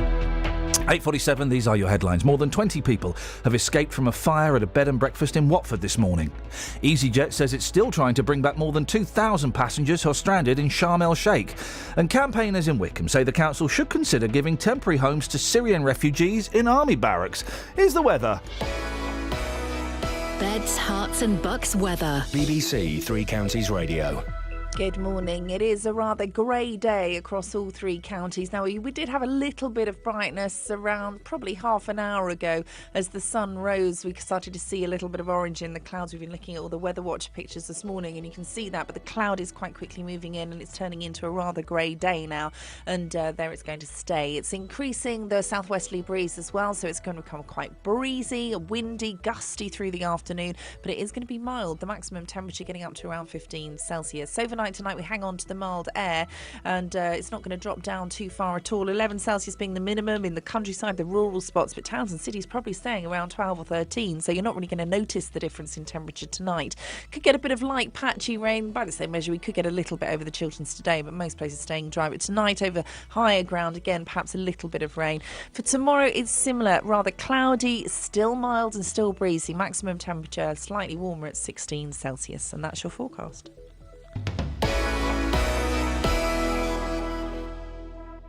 Local Live. Local Live is a live update service from the BBC. Live news, sport, weather and travel updates for beds, hearts and bucks. You can get the latest on more than 30 stories during the course of the day. Video, audio and the best of social media for where you live. You can have a much more dynamic, updated live news service than ever before. Wherever you are, from the BBC and beyond. One or two showers working their way in later on this afternoon. Local Live. Milton Keynes Dons secured a vital win as they beat Charlton 1-0 at Stadium MK. Online, on your mobile and on your tablet at bbc.co.uk/3 counties. The M1 southbound slow going 12 to 11. Local Live.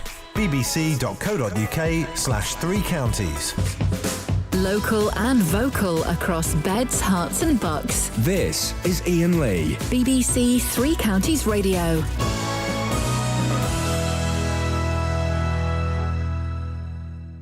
Hang on a second. Glenn, what does this mean? It's the most amazing... People are, saying nice things and saying rude things on Twitter as they did. And then Glenn just comes in with a tweet that, wow. Right, go on. Really miss listening to Iain Lee and Kath in the mornings. Another thing this tumour has taken from me. What tumour? Flippin' heck! Hang on a minute. If you've got a tumour, does that mean that you can't hear low-quality radio? Depends where it is, I guess. Where? What? Really? Glenn? What? Wowzers. Maybe tumour is like street slang for something. I don't know. I'm hoping it's a typo. Glenn, I'm hoping it's autocorrect and everything is fine and dandy and you're well. But wow, why? I'm curious. I have to ask. Why does a tumour mean you can't listen or you can't hear it? This is pointless. We can say what we want about him. He's not listening. Well, right back to him. I don't really want to use Twitter at the moment. Oh, you're right back to him. Not really into Twitter at the moment. I'm bored of Twitter. You know what I mean, Dans? No. What's the next big thing going to be in the internet? Nothing. I think we're done. Are we finished? Mind bending. Yeah. Speaking of mind bending, where's Just? He's bending his mind. He talks a hit man. He's twisting my minutes. Can I just say for the record? Do it. Danny was fine this morning. No, I wasn't. The last half an hour, I'm fine, and I'll be in tomorrow. I will. Yeah, but don't come near me because if you don't work, you get paid. You get sick pay. Yeah. I don't work. Well. I'll come in there and kiss you, then you'll get this. Yeah, I don't get paid, mate. And I've got a mortgage and kids and a very, very big eBay addiction to fund, okay? So I can't afford... I've literally used up all of my holiday. I, on the other hand, could do with a few lies in. So if you want to inseminate me with your sore throat... No. I don't know the offer was for Iain, and that was it. Where do you want to bleed from, Dan? Maybe we established that. 03459 455 555 is the telephone number.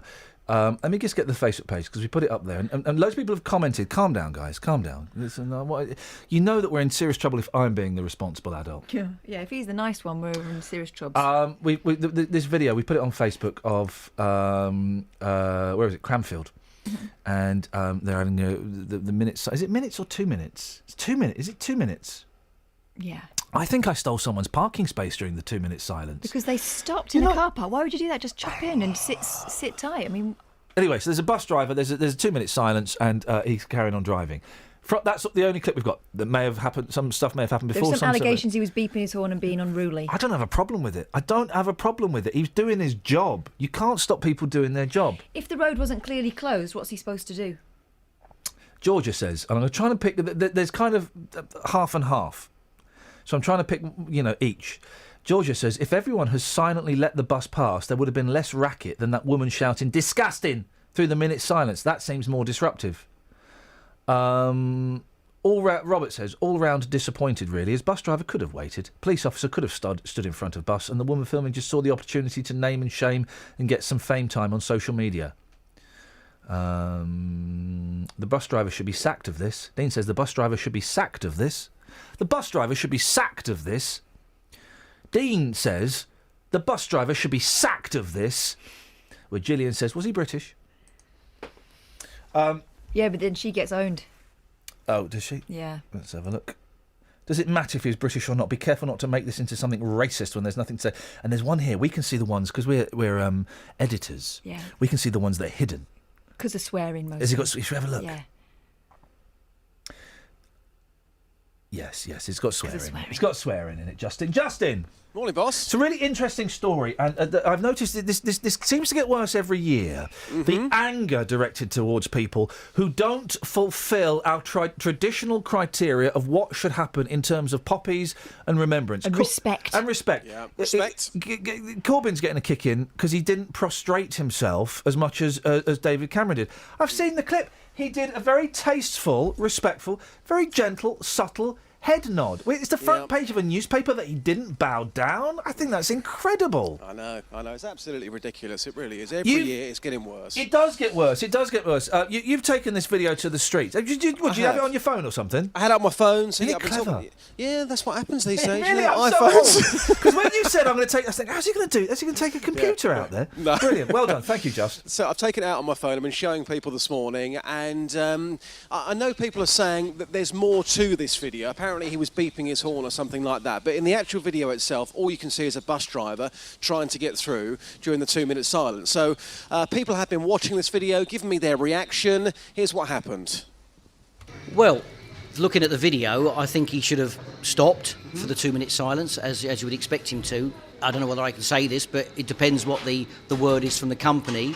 As to the company I work for, we observe a 2 minute silence. Yep. But if his company has told all drivers to carry on even during that particular period, then he's only doing what he's told to do, and therefore it might be down to the company to look at their policy.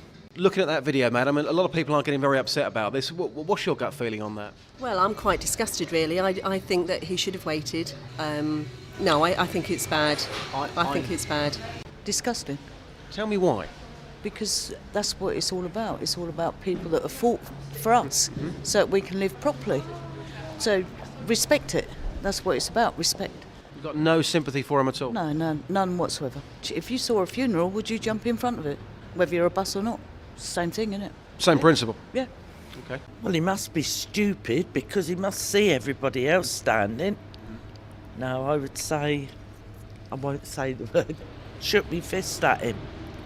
Yeah, definitely. I'm not going to mess with you, Olive. I'll leave you to it. Well, he's doing the job, but, it is Remembrance Sunday. So maybe he should have just waited for 2 minutes.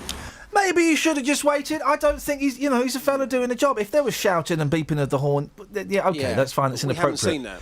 But also, there were people stood in the road, okay, and those people were able to move out of the way. They were able to move out of the way. I make up, again, I'm making this up, that some of those people had a real... they enjoyed the fact that someone wasn't observing the 2-minute silence, because then they could feel superior. I just get the feeling, not everyone, but a couple of people felt like that. I find it really interesting because, again, we don't know the company policy. He could have been told by his bosses, look, I know there's a 2-minute silence, but you've got to carry on. We don't know the facts there. But also, the lady who's recording that is actually making a lot of noise herself during the 2-minute silence. If you listen to it, she's saying, oh, it's disgusting, it's terrible. Well, she's also making noise, isn't she? So the same thing. Ah, man alive. Justin, excellent. How was Saturday's show? Good? Saturday's show was interesting. Joe Brown, come on, we had Joe Brown on the programme, an absolute legend, and Tony Robinson in the geezer's chair. He calls himself the King Geezer now. So, yes, it was an interesting one, yeah. Of course, if people want to listen to that, go to the iPlayer. Justin, thank you very much indeed. He does every Saturday breakfast now, 6 to 9. Go to the BBC iPlayer, type in Justin Dealey, wallop, it pops up. You've got 3 hours of Dealey. What more would you want? Oh, 2 hours of me and Catherine? Well, you go to the BBC iPlayer, you type in Iain Lee, Catherine Boyle, boom, you get 2 hours of us talking about nothing whatsoever. Catherine, instead of texting your mates... I'm not, I'm tweeting Glenn. Well, listen, Glenn... oh blimey! Look. Oh well. Oh blimey! Well, tell him I say I'm not on. Oh, flipping it! If only he were listening, this would cheer him up no end.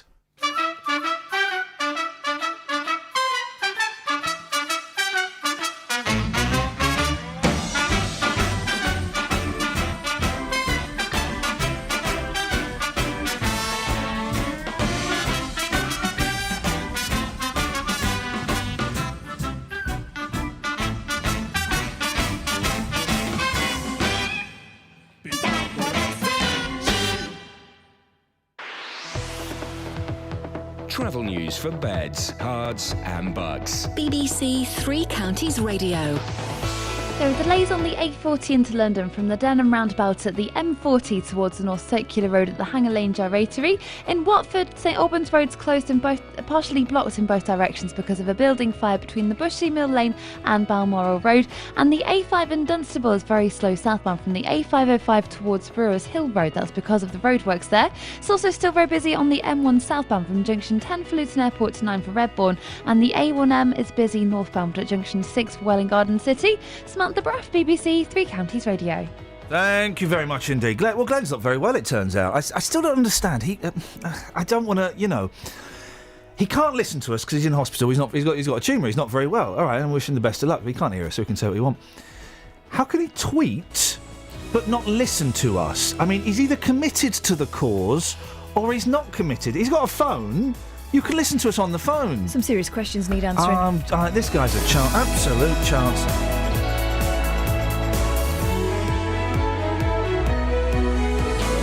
Local and vocal across beds, hearts and bucks. This is BBC Three Counties Radio. Thank you, Iain. Good morning. Welcome to the JVS show. I'm Jonathan Vernon-Smith. Start of a new week, and on today's Big Phone In, do you think we should give some of our social housing to refugees? Campaigners in High Wycombe are putting pressure on the council to find homes for as many as 200 Syrian refugees.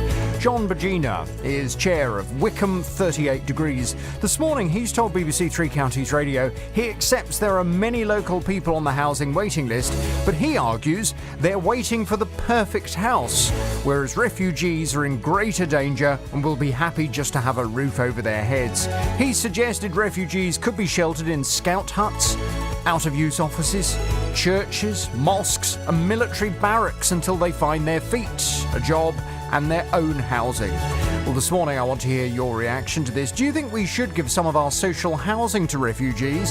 Here's my telephone number for your call. It's 03459 455 555. This is the JVS Show on BBC Three Counties Radio. I'll take your call in just a second, but first let's get the latest BBC News at 9 o'clock with Lee Agnew. More than 20 people have been evacuated after a fire in Watford this morning. It's believed the blaze took hold in the Phoenix Lodge bed and breakfast at about 5:30. Carol Abercrombie reports. Fire crews were called to the fire in St Albans Road, which had taken hold in a ground floor kitchen. 5 people escaped from a first floor window and another 2 from the rear door.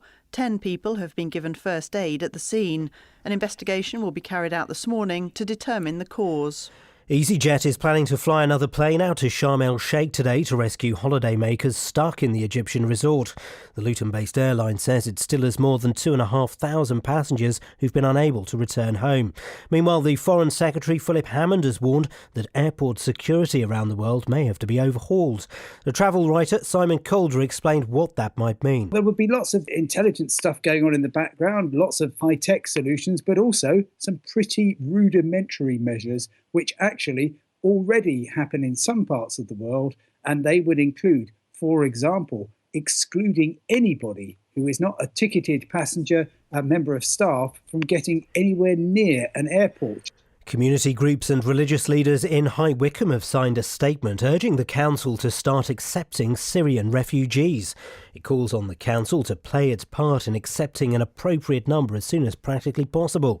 John Bagina from Wycombe 38 Degrees says they could be given temporary homes in army barracks. It would have to be until the refugees find their feet, find their homes, start earning money for themselves. We know that there are a lot of army barracks which are not being used. We have to consider that refugees would accept housing which is, by our standard, less homely than our own people will do. A woman from Bedford who was forced to give her daughter up for adoption in 1964 is appealing for help to find her. Carol Long, who now lives in America, gave birth while living at a home for unmarried mothers and hopes to find Adelaide